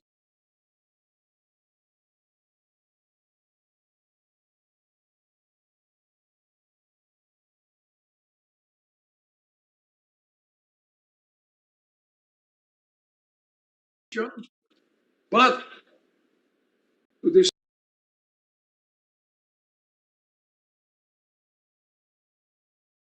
discuss the fundamental law of the land. In the terms of Marbury versus Madison, forgive the descent to pedantry, the Constitution is not an ordinary law. It is a superior, paramount law, unchangeable only by a special method, not subject to ordinary legislative bills. To treat, therefore, the Constitution as if it were simply a statute or an act of Congress that has to be amended with the two houses sitting separately and voting separately, is to violate the dictum that we all know as members of this Constituent Assembly. Number two, Mr. Chairman, there are 5 instances when Congress performing non-legislative functions is required by the Constitution to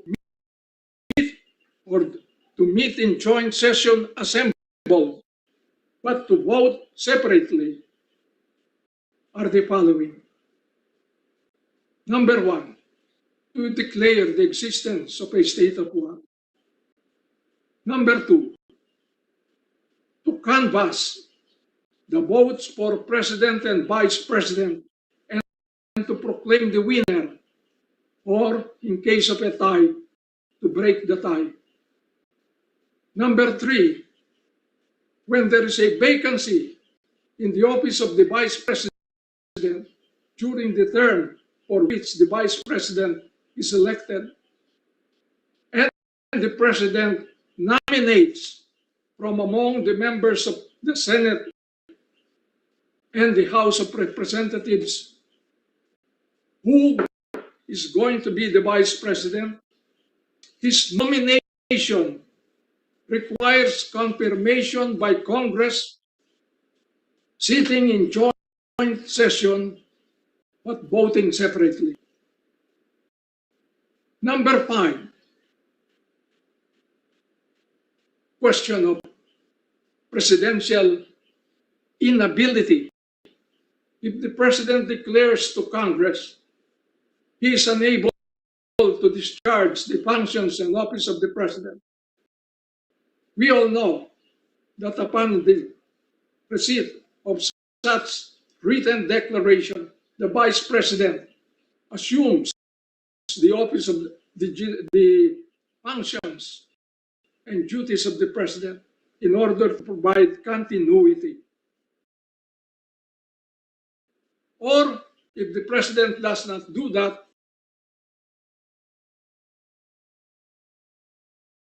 if a majority of the cabinet sends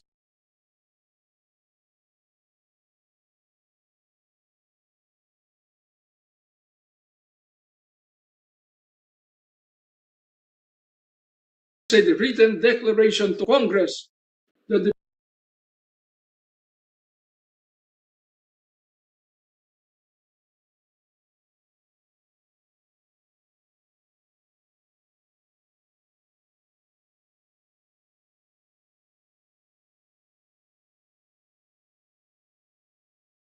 president is unable to function as president, the vice president becomes the acting president. But if the president subsequently declares or announces to Congress that he is already fit and is going to reassume the office, but the cabinet disagrees with him, the dispute between the president and his cabinet as to the physical fitness of the president will be resolved by 2/3 members of Congress in joint session assembled, voting separately. In all of these instances, which are non-legislative functions of Congress, just like the performance of its highest non-legislative function of changing the Constitution or calling a constitutional convention, Congress is required to meet in joint session and to vote separately. Why vote separately? Because Congress is a smaller body which can be easily overwhelmed or outvoted by about 290 members of the House of Representatives. For that simple reason, Mr. Chairman. But otherwise, they function not as senators, not as congressmen or representatives, but as one member of a constituent body meeting face to face in a public discussion of fundamental issues. This, I submit, Mr. Chairman, are reasons for believing that in a constituent assembly, the two houses of Congress must meet in a joint session but vote separately when issues are raised. Thank you, Mr. Chairman. Thank you, Justice Mendoza. We now proceed to the DILG, Undersecretary Malaya, for your presentation. Please proceed, Undersecretary Malaya. You have the floor. I'm sorry, did not that question. We will now proceed with another resource person, Justice Mendoza, and then the questions of the senators will follow. And thank you for your presentation, Justice Mendoza. Please make yourself available later on as questions may be raised in the duration of the hearing. May we have, yes, Senator Drilon, go ahead. Yes, just as a matter of record, the chair may want to place of record the presence of the former delegates to the Constitution. Oh, yes. I see them. Yes, we have former Commissioner Christian Monsod of the CONCOM, as well as former Commissioner Florangel Braid of the CONCOM. Thank you for joining us. Is Jonathan Malaya ready for his presentation? If he is not ready, we can ask who is next online. Is the Department of Justice ready? The Department. Yes, please proceed. The resource person from the Department of Justice, you have the floor. Thank you, Mr. Senator. We don't have any PowerPoint presentation, but we have submitted our written comments to the joint resolutions. I hope the committee was able to receive it, Mr. Senator. So essentially, considering that the joint resolutions involve the revisions on the economic provisions of the Constitution, we stated in our position paper that we support the move to liberalize the economic provisions of the 1987 constitutions. But of course, this is without prejudice to the economic manager's position, Mr. Chairman, which we believe they would be in the best. They are in the best position to say the timing of the amendments. Although we've been involved in the core, as will be presented earlier by Yusek Malaya, and we've been supporting the amendment with respect to the economic provisions, among other, Mr. Chairman. As regards the mode of amendment, it was already mentioned earlier by former Justice Vicente Mendoza, who was the chairman when I took the bar, Mr. Chair. We support his position that there are various modes, and of course we defer to the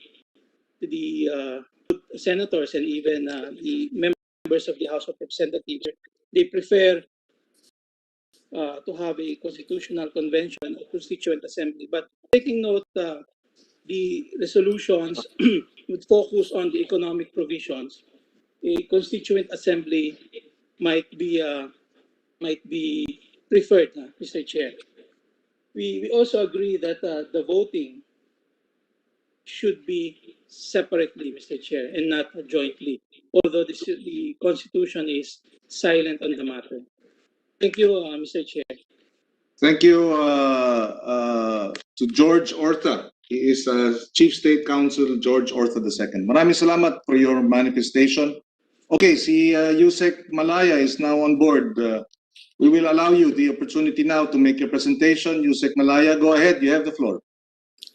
Good morning, Mr. Chairman. Good morning, Senate President Tito Soto, Chairman Kiko Pangilinan of the Senate Committee on Constitutional Amendments, and to all of the senators present this morning.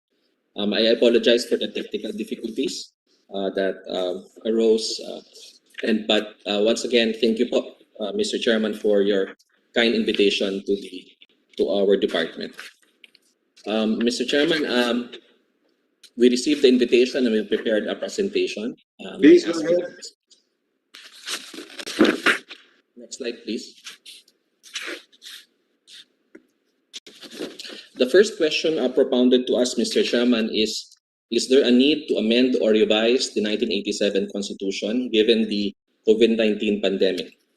Next slide. I'd like to begin, Mr. Chairman, by discussing the situation of the country during the ECQ. The NEDA estimates that the ECQ over Luzon for just 1 month resulted in a loss, a gross value added of 298 billion to 1.1 trillion, equivalent to 1.5 to 5.3% of gross domestic product, and that is expected to reduce employment from 61,000 to almost 1 million. Next slide.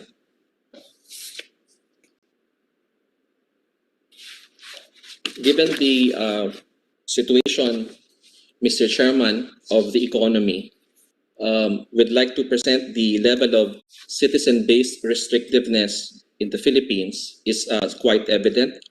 It can be seen here in this graph from the Department of Finance, which shows that the country was the most restrictive globally, as well as just within the region. Number one in both cases in terms of foreign direct investment regulatory restrictive index as of 2014. Next slide.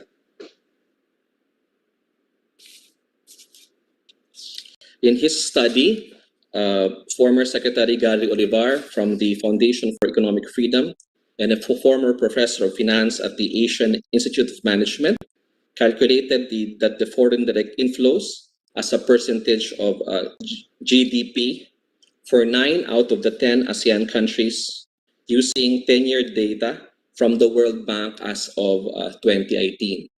As you can see, Mr. Chairman, we have one of the lowest FDI investments as percentage of GDP in the ASEAN.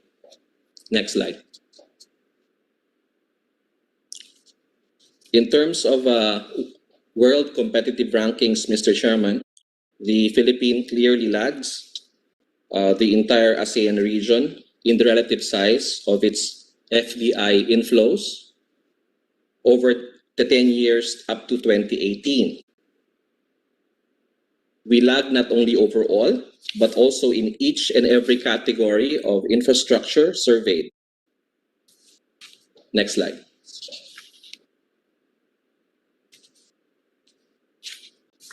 So when we compare the Philippines with Vietnam, Cambodia, and Singapore, we can see that our net inflows as a share of gross domestic product has decreased. Definitely, the Philippines has lagged behind our ASEAN neighbors, which are less restrictive. Next slide. So, Mr. Chairman, the President created the Interagency Task Force in Constitutional Reform in 2018, and the Department of Interior and Local Government was made the chairman of that task force with the Department of Justice as the vice chairman. And we have been studying the lifting of the restrictive economic provisions of the Constitution since 2018. Let me summarize a little bit, Mr. Chairman, the results of the findings of the said task force.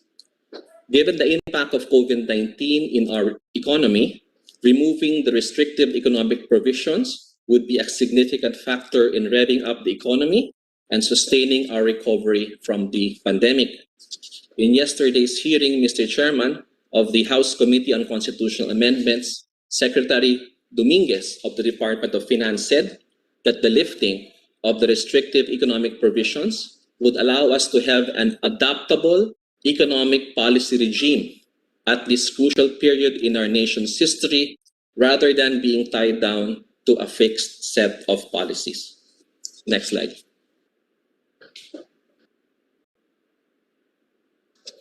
Also in the same hearing, Mr. Chairman, it is the consensus of the IATF Core that for the country to be able to fully recover from the pandemic, we must open up the economy to achieve a truly inclusive, investments-led economic growth that will create more jobs for our people.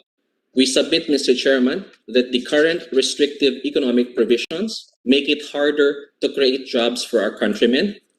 It restricts Philippine competitiveness, as we have seen in the slides I have shown. The restrictions are outdated and inflexible, and the Philippines, as shown, is one of the most restrictive countries in the world. We submit, Mr. Chairman, that removing the restrictions will allow the Philippines to obtain the benefits of foreign direct investments the soonest possible time. It is the position, Mr. Chairman, of the IATF Core that lifting the restrictive economic provisions together with the enactment of other laws like the Create Bill, amendments to the Public Service Act, the Retail Trade Liberalization Act, and other economic measures will be an effective combination to increase our country's competitiveness and surpass the levels of FDI achieved by our neighbors. Next slide. On the second question, Mr. Chairman, proposed by the committee, should the amendments or revisions be proposed by a CONCON or by Congress itself sitting as a constituent assembly, and why? Next slide. Our position, Mr. Chairman, is that the experience of older democracies in the world is that legislative action through a constituent assembly of both houses of the legislature proved to be the most expeditious manner to effect changes in the Constitution. Legislative action as a mode of constitutional reform did not disrupt the continuity of their political and constitutional systems. For instance, Mr. Chairman, the United States did not convene a constitutional convention every time they wanted to amend their constitution, and they have made many amendments in the course of their history. In France, members of parliament propose amendments to the constitution, as do many other countries. And in our jurisdiction, Congress is also given by the Constitution the power to effect changes through a constituent assembly. Next slide. Therefore, Mr. Chairman, in practice all over the world, constitutional conventions are not meant for amendments, but are convened by Congress for the purpose of drafting an entirely new constitution, on the assumption, of course, that the existing charter must be changed wholesale. Therefore, Mr. Chairman, a constituent assembly would be the preferred, ideal, and proper mode to lift the restrictive economic provisions of the Constitution as proposed in the bills currently pending in the Senate today. As to the timeline, Mr. Chairman, we leave it to the wisdom of Congress, but we propose that the referendum on the proposed amendments be done simultaneous with the 2022 national elections. Next slide. As to the last question proposed, given to us by the committee, if Congress convenes as a constituent assembly, should the Senate and the House vote jointly or separately? Next slide. Our position, Mr. Chairman, is we support the position of Speaker Lord Alan Velasco and House Committee on Constitutional Amendments Chairman Alfredo Garbin that the Senate and the House should vote separately. We believe this is the case, Mr. Chairman, because the bicameral nature of Congress makes separate voting logical, prudent, and reasonable. As clearly explained by the great constitutionalist Father Joaquin Biyernes, and I quote, "It is also submitted, however, that what is essential is that both houses vote separately. That is because the power to propose amendments is given not to a unicameral body, but to a bicameral body." In conclusion, therefore, Mr. Chairman, since Congress is a bicameral body with separate membership, leadership, and rules, it therefore stands to reason that they should vote separately. Thank you again, Mr. Chairman, for the opportunity to submit our comments to the to the Senate Committee on Constitutional Amendments. Thank you, Yusek Malaya. We can now proceed with Justice Ascuna. Justice Ascuna is also a former member of the Constitutional Commission of 1986. You have the floor, Justice Ascuna, and you have 8 minutes. Thank you, Mr. Chairman, honorable members of the Senate, fellow consultants, and friends. Good morning. I proceed to answer the 3 questions of the Honorable Senate. First, I think it is high time we address the need to amend the restricted economic provisions of the Constitution precisely because of the negative impact of the pandemic on the economy. I leave the timeline to Congress. I believe, Mr. Chairman, that addressing the restrictive economic provisions of the Constitution should be a part of the solution to the impact of the pandemic on our economy. If we try to solve the economic impact of the pandemic without addressing the restrictive provisions of the Constitution, it's like fighting with one hand tied behind your back, Mr. Chairman. Furthermore, there is a need to align ourselves with the ASEAN countries in the so-called ASEAN integration. And there is a barrier to ASEAN integration in the form of the restrictive economic provisions of our Constitution. So we cannot fully utilize the available tools for economic recovery if we do not address the restrictive economic provisions of the Constitution. Finally, Mr. Chairman, as a member of the Constitutional Commission that drafted the present Constitution, I believe that we intended the economic provisions to last not more than 5 years. The 5-year period, Mr. Chairman, is contained in another provision which says that the Constitution cannot be amended, cannot be revised by referendum, by plebiscite, by initiative within the first 5 years. We wanted the Constitution to be untouched, really, for 5 years, including the economic provisions, to see if it works. After that, since economic provisions should be flexible, I think we should address the need to adjust them to changing times. But only the economic provisions, Mr. Chairman, because the rest of the provisions of the Constitution are meant to be bedrock principles that embody the ideals of our people. So when we proceed to amend the Constitution, we have to be very careful that we do not excise those provisions that are meant to protect our people for a permanent basis.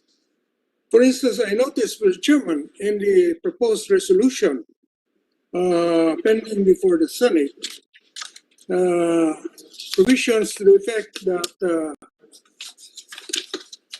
the state shall protect the nation's marine wealth in its archipelagic waters, territorial sea and economic zone and reserve its use and enjoyment exclusively to Filipino citizens, unless otherwise subsequently provided by law.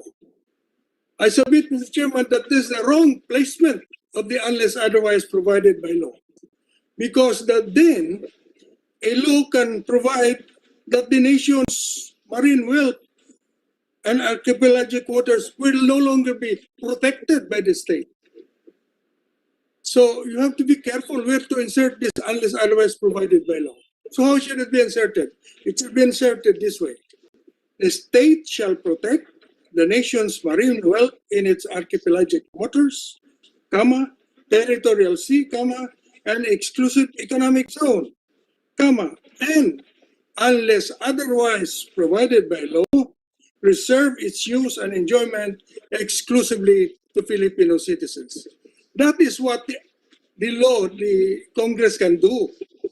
Change the 60-40, but not change the directive to protect the marine wealth of our country.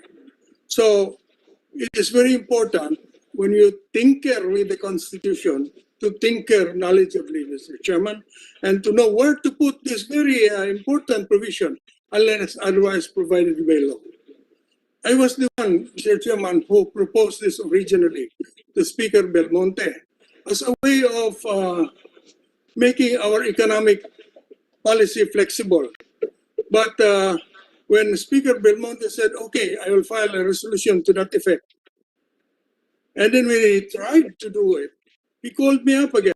Adol, mahirap pala gawin ito. Saan natin ilagay ito unless otherwise provided by law? So I said, yun na nga eh. You have to be very careful. So I sent him my draft. And it was on the basis of that he proceeded to submit his resolution, both houses, number 1. So when I review the present resolutions that are pending, the placement of that unless otherwise provided by law is misplaced in some cases, Mr. Chairman.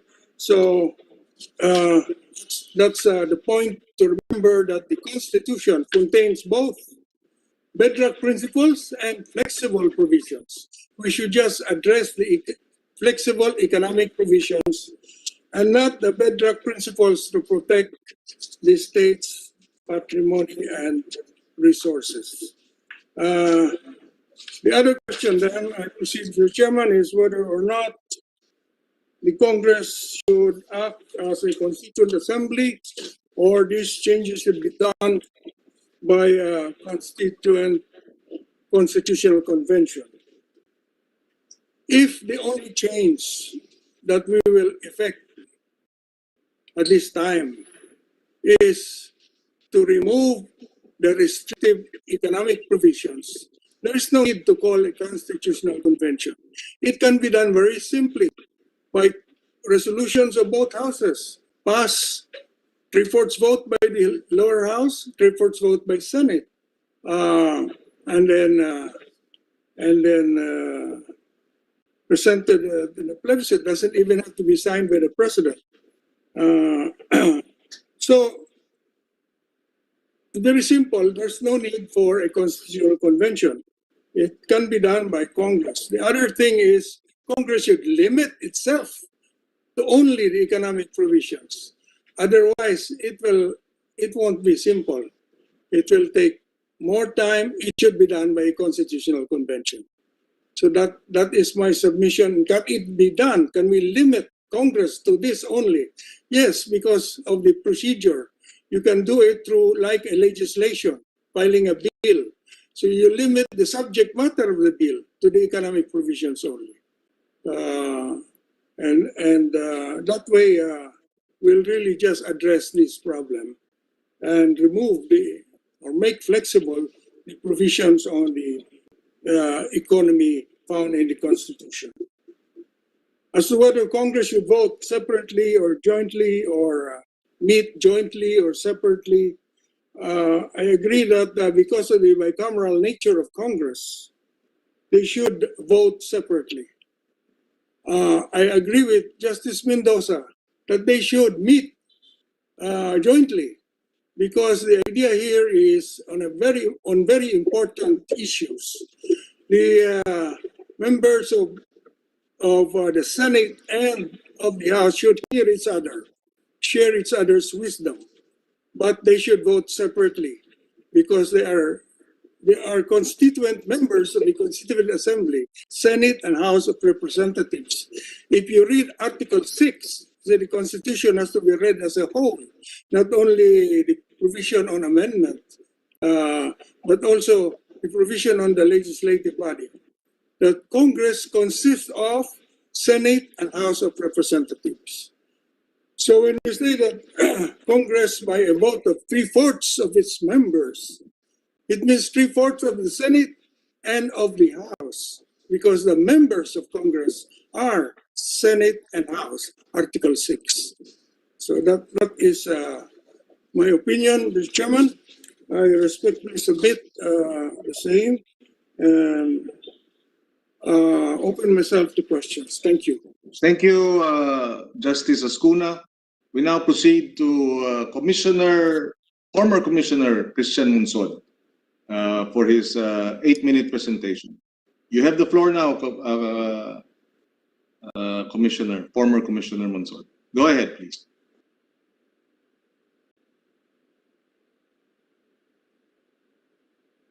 You have to unmute. Yes, you are muted. You have to unmute your laptop.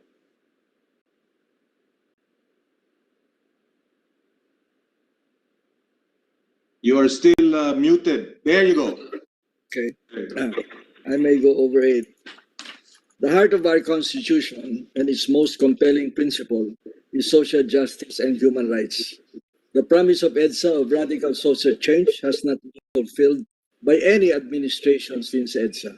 We're the laggards in our part of the world on mass poverty and inequality, rooted in a feudalistic system of political dynasties and its companion evil, corruption. Therefore, the ends of legislator must be to address these twin problems with the correct means. It is the ends that drive the means and not the other way around. And it's not enough to be sincere. You must also be correct in what we do. I submit that we are failing in this regard, not because of the Constitution, but because we have not fully implemented it, especially its provisions on social justice and local economy. Any changes in the Constitution must be towards this vision, and the means must include the two compelling principles of the Constitution, namely, never again to any authoritarianism, and the economy must safely and firmly be in the hands of Filipinos themselves. If the life of the law is experienced, then we have the experience of martial law and amendments to the 1935 Constitution on parental rights for Americans as examples, both of which resulted in economic disasters. There have been 5 previous attempts to change the Constitution. The Ramos Pirma, the Project Accord of Mr. President Estrada. In 2001, the attempt to have a French version presidential parliamentary. In 2006, Sigaw ng Bayan of the Arroyo administration struck down by the Supreme Court as unconstitutional. In 2009, a proposal by the Arroyo to give an equal vote for congressmen and senators, which we are discussing now. In 2015, the House initiated JR1 with almost exactly the same provisions on the economy as RBH2.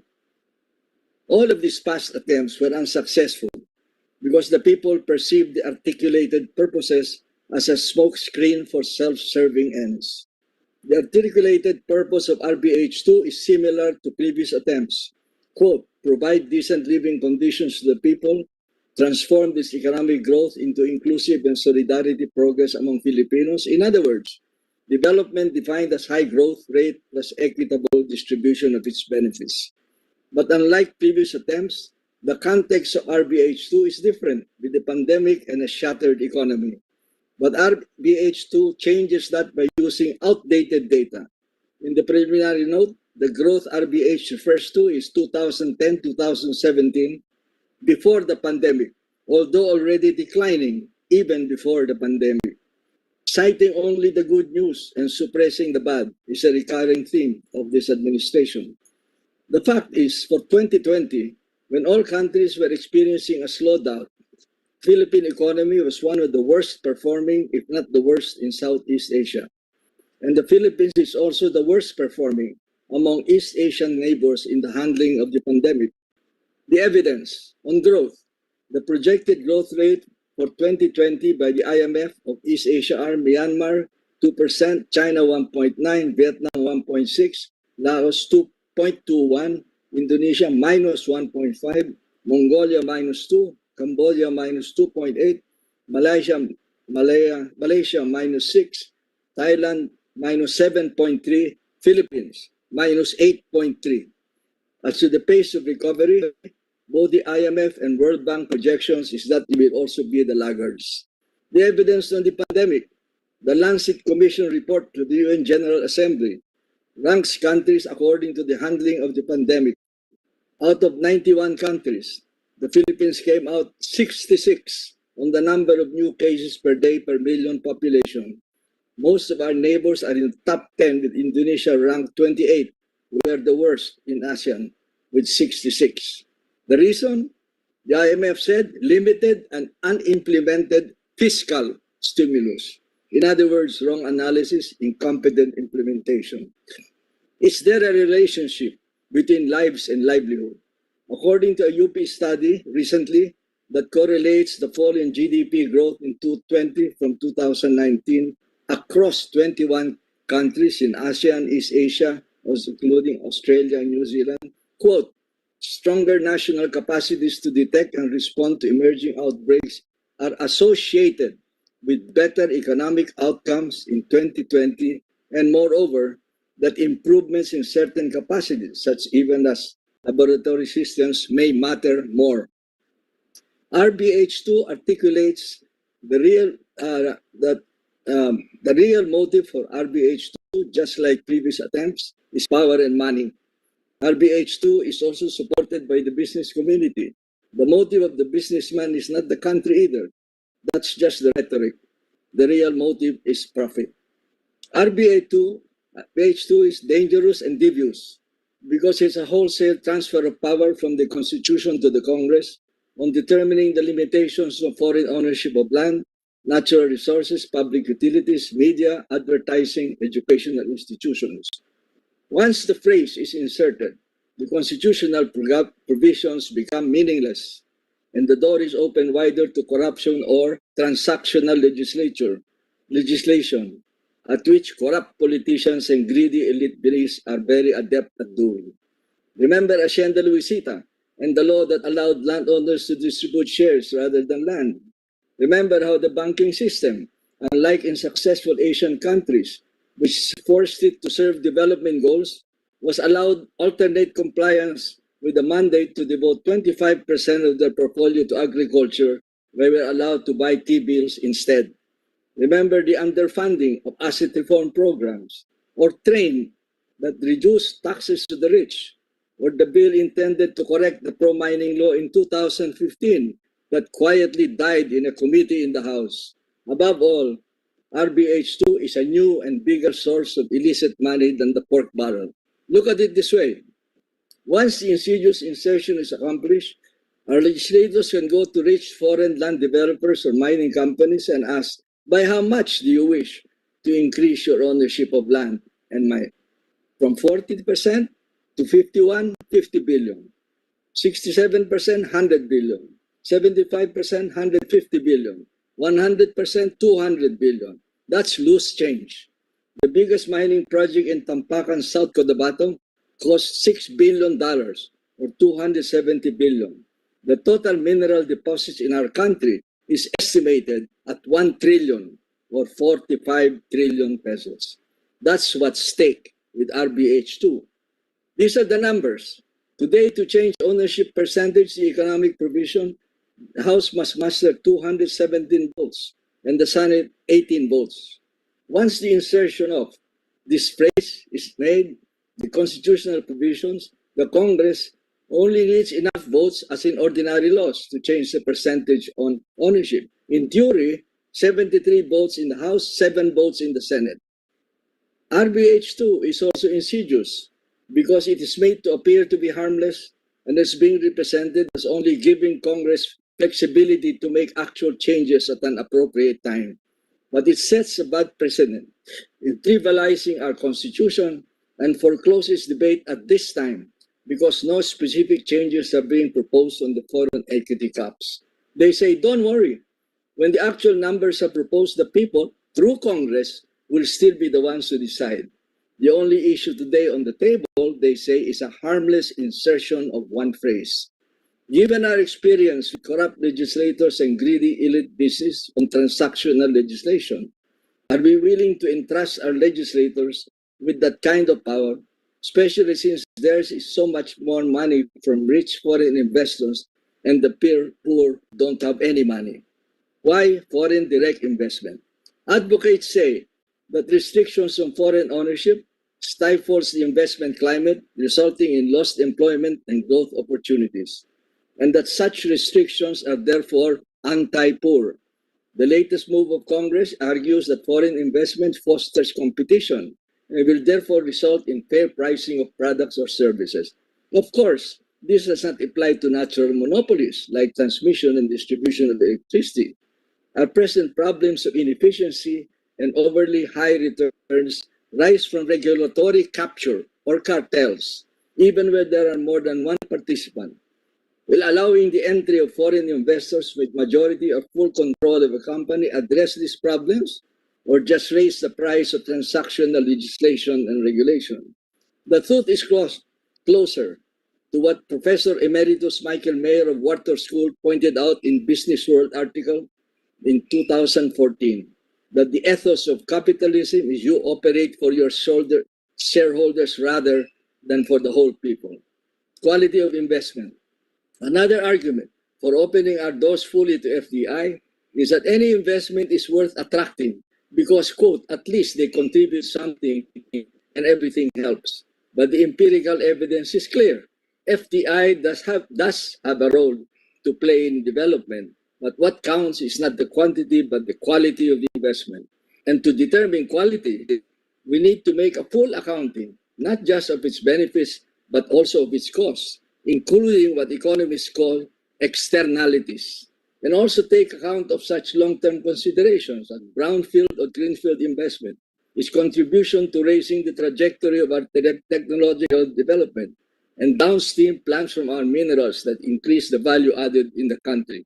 The mining industry has been promising that for the past 30 years. We don't have industrialization up to now on our natural resources. Inequality.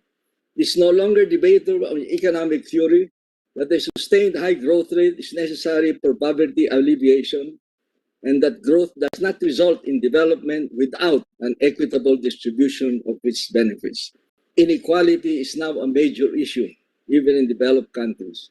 2 days ago, January 25, Oxfam issued a statement based on data from Forbes' 2020 billionaires list that the Philippines' 13 billionaires have seen their wealth increase by 637 billion since the pandemic began, enough to give 11 million poorest Filipinos cash of 58,136 pesos each. What they term as inequality virus, the 1,000 richest people on the planet, including the 13 Filipino billionaires, managed to recoup their COVID-19 losses within 9 months. However, it would take more than a decade for the world's poorest to recover from the economic impact of the pandemic. The wealth increase of Filipino billionaires is a stark contrast to the record high hunger that millions of Filipinos felt during the pandemic. With increased food and transport prices, we're seeing the country comes increased starvation and poverty. So what is Congress doing about the worsening inequality? It prioritized legislation and reduced taxes to business, including those of billionaires, instead of a wealth tax, and it's promoting RBH2 as the most urgent legislation at this time of the epidemic. And more than the constitutional restriction, should we not be concerned with the benefits of growth and labor productivity are not shared with labor. Between 2001 and 2016, real GDP per capita more than doubled at 5.4% a year. Labor productivity also increased by 57% between 2005 and 2015. However, real wages did not move.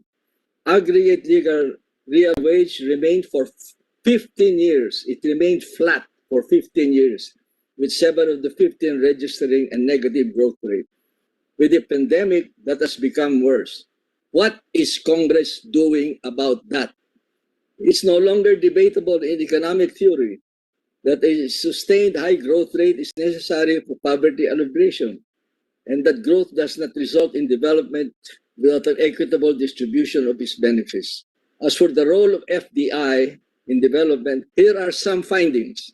Number one, macro-level data may show an association between foreign direct investment and higher levels of income, but they do not establish causality. Similarly, no generalization can be made between the activities of foreign firms and income distribution. The question remains unanswered. Does FDI cause growth, or does growth cause FDI? Historically, FDI played only a minor role in the growth of high-performing Asian economies. From 1966 to 1986, their fastest growth period, FDI was more than 5% of total gross domestic investment only in Hong Kong, Malaysia, and Singapore. Countries where FDI was less than 2% of GDI were Korea, Taiwan, Japan, and China, the tigers. More recently, except for China and Singapore, FDI is less than 10%. On the factors that affect invasions, according to the World Investment Report and others, what are the factors that affect investment decisions? Adequate infrastructure, skill levels, quality of the general regulatory framework, clear rules of the game, fiscal determination, graft and corruption, criminality, and political instability. The fact is that if we conscientiously attend to these factors, we may have more foreign direct investment, but on our own terms. The World Bank does not put lifting restrictions on reserve areas for local control as a priority condition to attract foreign direct investment. They know that it is a fact of public policy in most developing countries, as it was for developed countries when they were themselves developing. Who would benefit the most from RBH2 other than legislators and business? Even assuming there is some benefit from FDI, this is the worst time to patch such an amendment because FDI will consist only from the Chinese, with Western economies experiencing surges of pandemic and economic shutdowns and have neither the resources or the time to engage in investments. China is already recovering and will largely monopolize FDI. Is this what we want? They're already getting favored tax and entry treatment. Connected politicians and Chinese businessmen have already received smuggled vaccines from China. And the next targets of China are mainly land, natural resources, and public utilities. They are already in the management of transmission. Who suffered the most from corruption? The poor, fishermen, farmers, indigenous people, even urban poor, because the LGUs have sold to big business engaged in loan banking because malls, shopping malls are already obsolete. What exactly are subject to unless provided by law? Of course, Article 12, Section 2. Section 13, ownership and also the lease of agricultural lands, because of the positioning of the phrase, also the term of the lease, presently 25 years, and the size of the lands, presently 1,000 hectares. Unless otherwise provided by law, Congress can extend the term beyond 25 years and increase the area by as much as 1 million hectares, as proposed by the Arroyo administration to produce food to be totally exported to China. It was withdrawn later as unconstitutional. Article 12, Section 7, the exception of hereditary succession allows an ownership is subject now to all exceptions with otherwise provided by law. Article 12, Section 10, ownership, but why the need for a phrase in the section which only gives Congress the power to increase the 60%? Section 11, participation of foreigners in the governing body of public utilities limited to proportionate capital. And because of the placement of unless otherwise provided by law in the provision, foreigners can have 100% of a governing body even with 1% of the capital. Article 14, Section 4, Paragraph 2, applies not just on the ownership of educational institutions under the first sentence, but also control and administration of educational institutions, presumably even without ownership, because unless otherwise provided by law, applies only to the second separate sentence on control and administration. Are these carelessness or intentional? Restrictions. Have we really closed the door for FDI, especially on land, natural resources, and public utilities? Leases are allowed up to 50 years, with another 25 on public land. Condominium laws allow ownership of residents. Actually, any project that relies on windfall rent of land for its viability is invariably a bad project. There is more important dimension to land in our culture.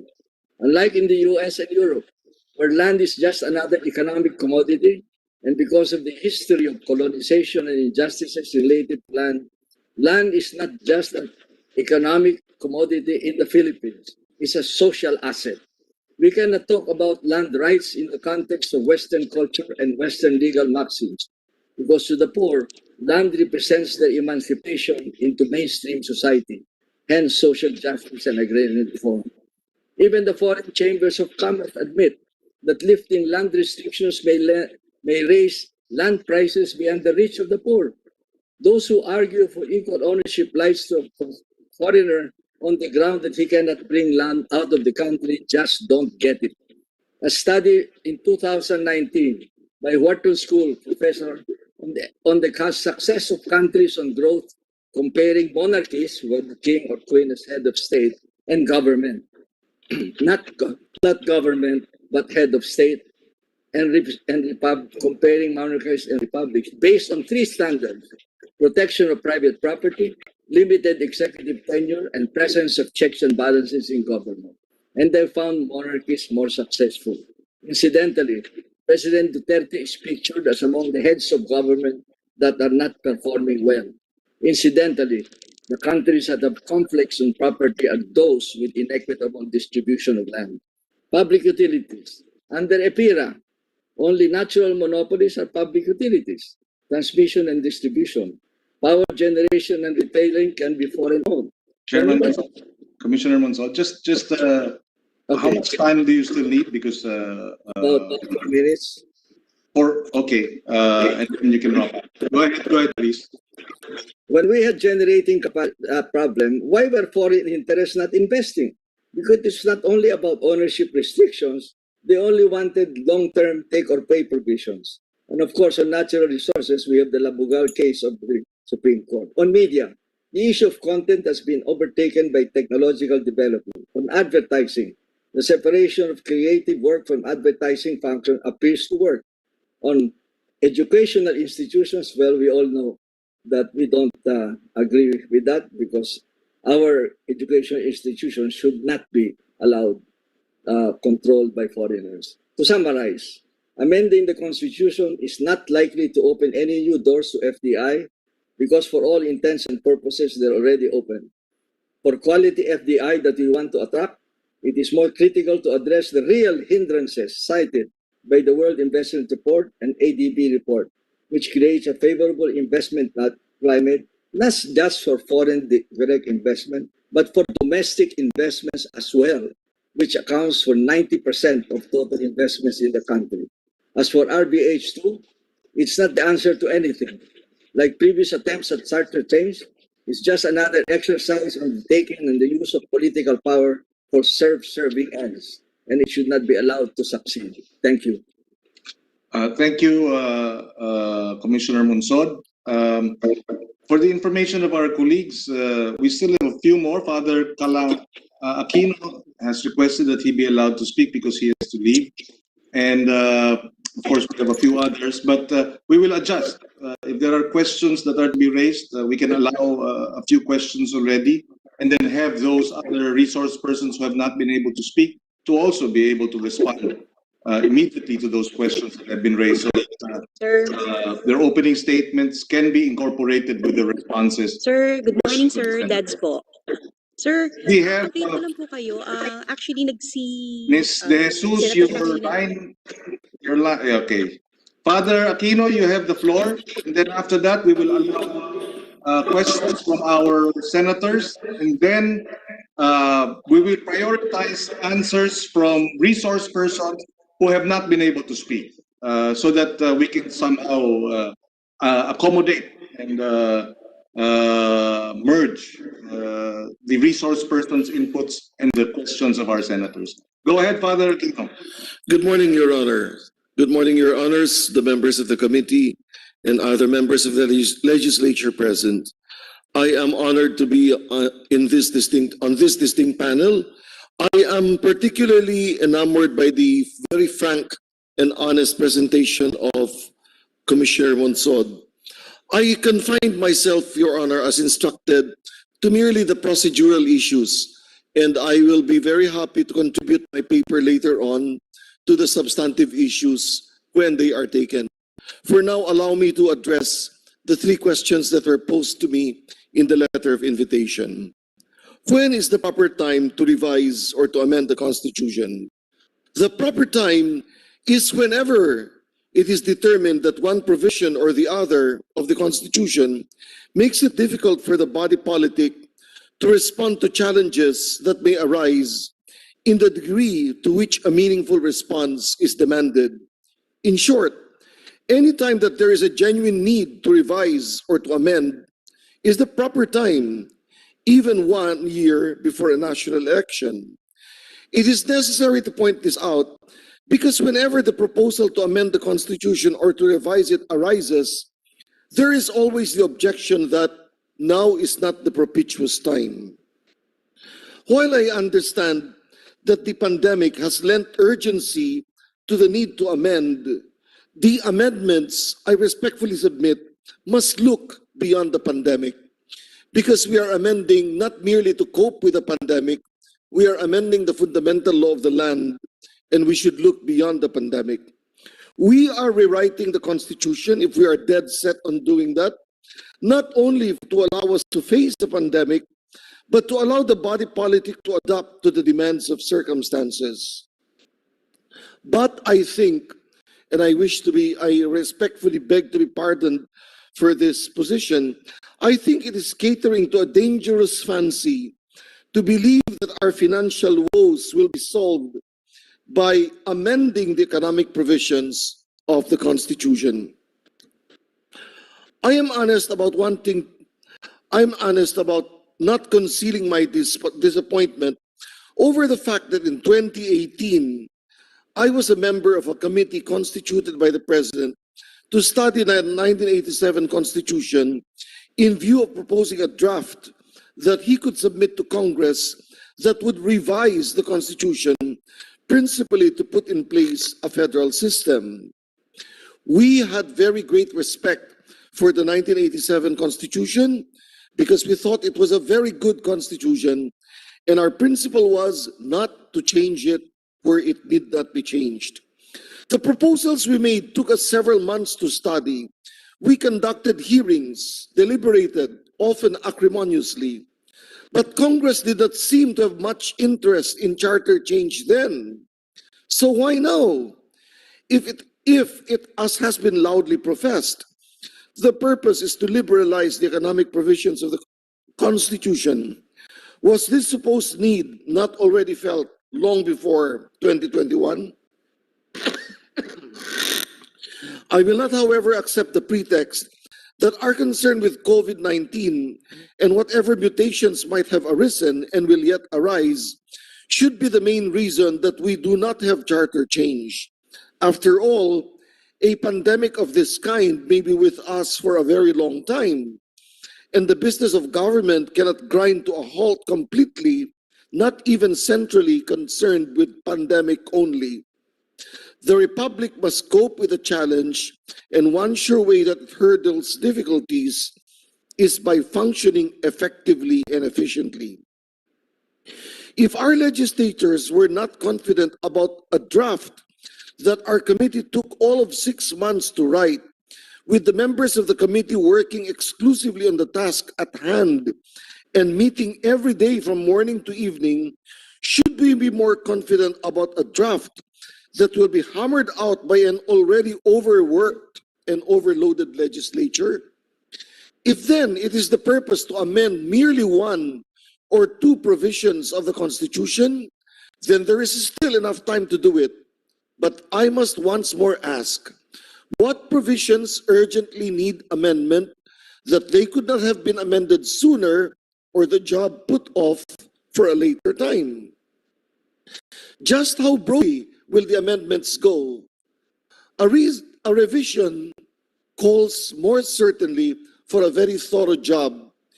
It is a change in the basic orientation of the Constitution, an overhaul of the Constitution. It is my position that Congress, setting out on this task, cannot do a good job of revision, considering the effort and the time that must go into a revision. The resolution introduced by Senator Richard Gordon, Senator Win, and HB.R. number 2 consists in leaving to Congress by subsequent legislation the liberalization of certain restrictive provisions of the Constitution and eliminating the all-Filipino restrictions set forth by the fundamental law for such concerns as the advertising industry and the mass media. These 2 proposals certainly lie within the realm of the feasible or the doable. My concern lies in the quality and exhaustiveness of the study that supports and opposes such proposals.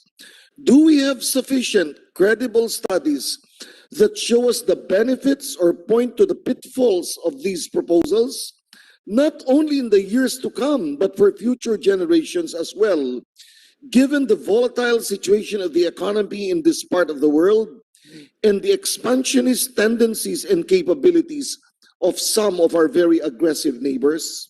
Second question, Constitutional Convention or Constituent Assembly.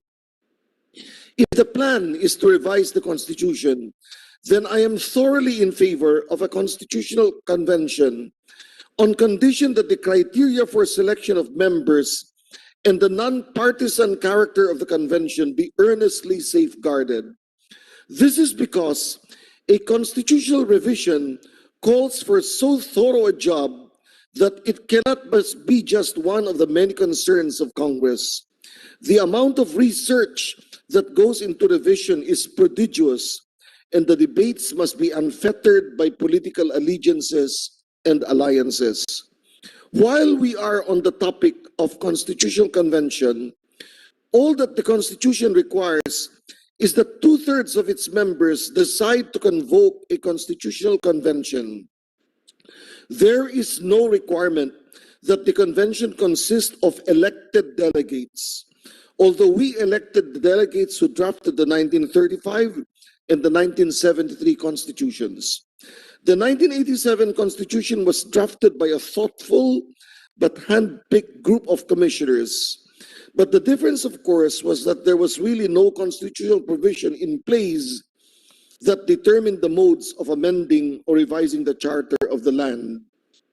Without meaning any denigration or slur on the honorable members of Congress, the fact is that by its very nature, Congress is a partisan body. What we need when drafting a revision of the Constitution are persons with a solid grasp of constitutional theory, coupled with a more than cursory idea of what the country's political system needs.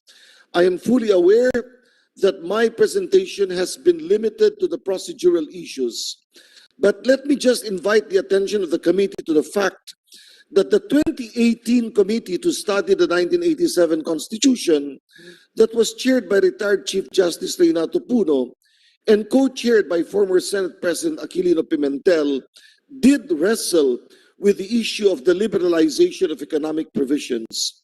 In the end, we preferred a conservative position, keeping very close to the provisions of the 1987 Constitution, fearing that unless we trod carefully, we would wake up one morning to find most active enterprises in the Philippines in the hands of the nationals and entrepreneurs of neighboring megalithic economies, and the alienable land and private lands in the hands of their nationals as well.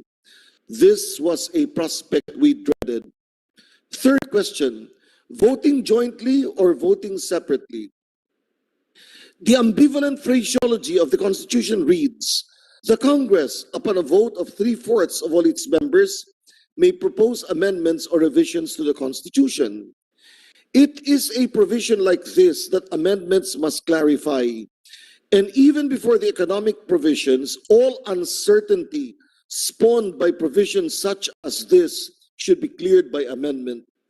I had occasion to ask one of the framers once what they meant by this and why they came up with such an unfortunate draftsmanship of this particular provision. The answer was rather simple. They had thought all along that they were going for a unicameral legislature. But when at the last minute they decided to keep a bicameral Congress, they forgot to return to those provisions that contemplated a legislature with only one chamber. This is the same ambiguity we find in respect to the martial law provisions that provide that Congress, voting jointly by a vote of at least a majority of all its members, revoke the proclamation of martial law.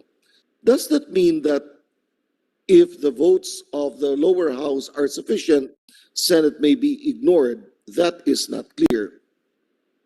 It is my persuasion that since Article 17, Section 1 uses the term Congress, and Article 6, Section 1 clearly provides that Congress shall consist of a Senate and a House of Representatives, then Senate and the House of Representatives must vote separately. This reading, I respectfully submit, upholds the policy supporting a bicameral legislature. I conclude with a reminder that the ultimate sieve will be the sovereign people through a plebiscite, and who for this reason should be informed at every turn of what fortunes or misfortunes befall the fundamental law of the land. Thank you very much, Your Honors. Thank you, Father Aquino. We will adjust our schedule. We have had resource persons presenting for almost 2 hours. We will now accommodate the questions from our senators, but with the understanding that our resource persons who have not been able to speak will be allowed to react and be given the floor to respond, should they wish, to the questions raised by our senators and provide their inputs. Before we proceed with the questions from the senators, of course, we would like to acknowledge the presence of the other co-author, the other author of resolution of the on charter change. Senator Gordon is here. We also have the Senate President Pro Temp, Senator Recto, and we have former Senate President Coco Pimentel also. And so we can now proceed with the questions to be raised by our colleagues on the basis of our practice. We will allow the officers first, and then by order of appearance, the other senators may follow. And so we first give the floor to our Senate President for his questions. The Senate President has the floor. Thank you, Mr. Chairman.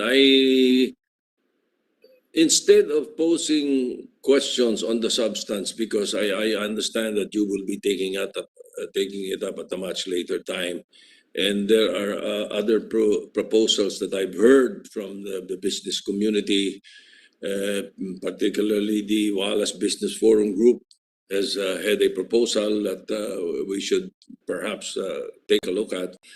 But in as much as you have concentrated on really the first portion, which is on the House, on how how we go about it.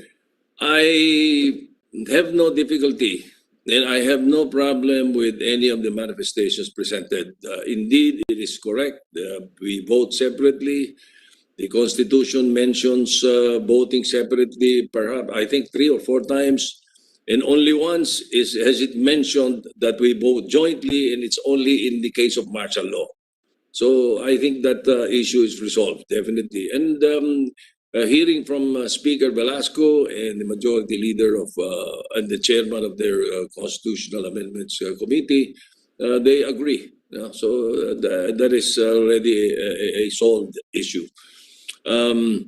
On whether it's a con-con or a con-ask, correct. What I've been hearing is I agree with most of what I've heard.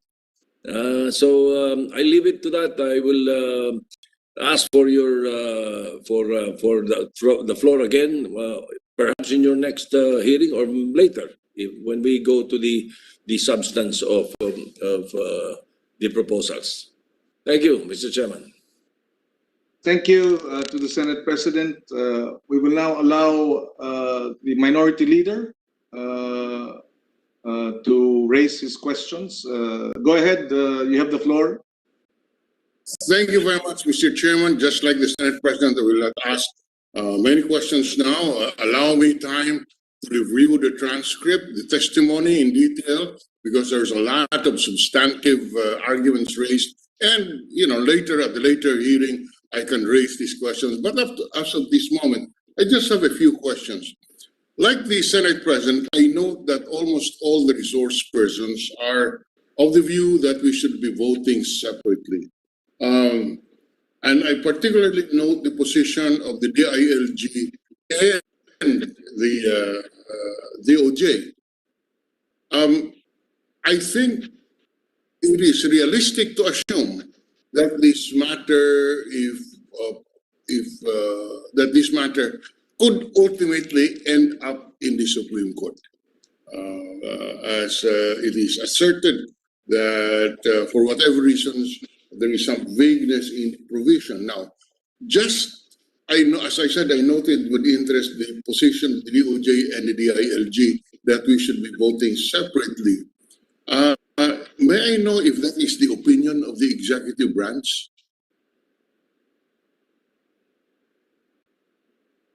So may we request Yusek Malaya to respond, and then also from the DOJ's Chief State Counsel Ortha.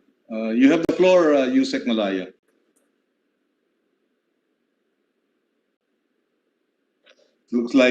It looks like Yusek Malaya is he on? If not, we have Attorney Chief State Counsel Ortha. Can you respond to the question of the Minority Leader? Thank you, Mr. Chair. I'm sorry, Senator Drilon, but I'm not in a position to say that it's the stand of the executive, although I can confirm that that is the opinion of the Secretary of Justice, because I discussed this matter with him. Okay, I'm glad to hear that that is the opinion of the Secretary of Justice.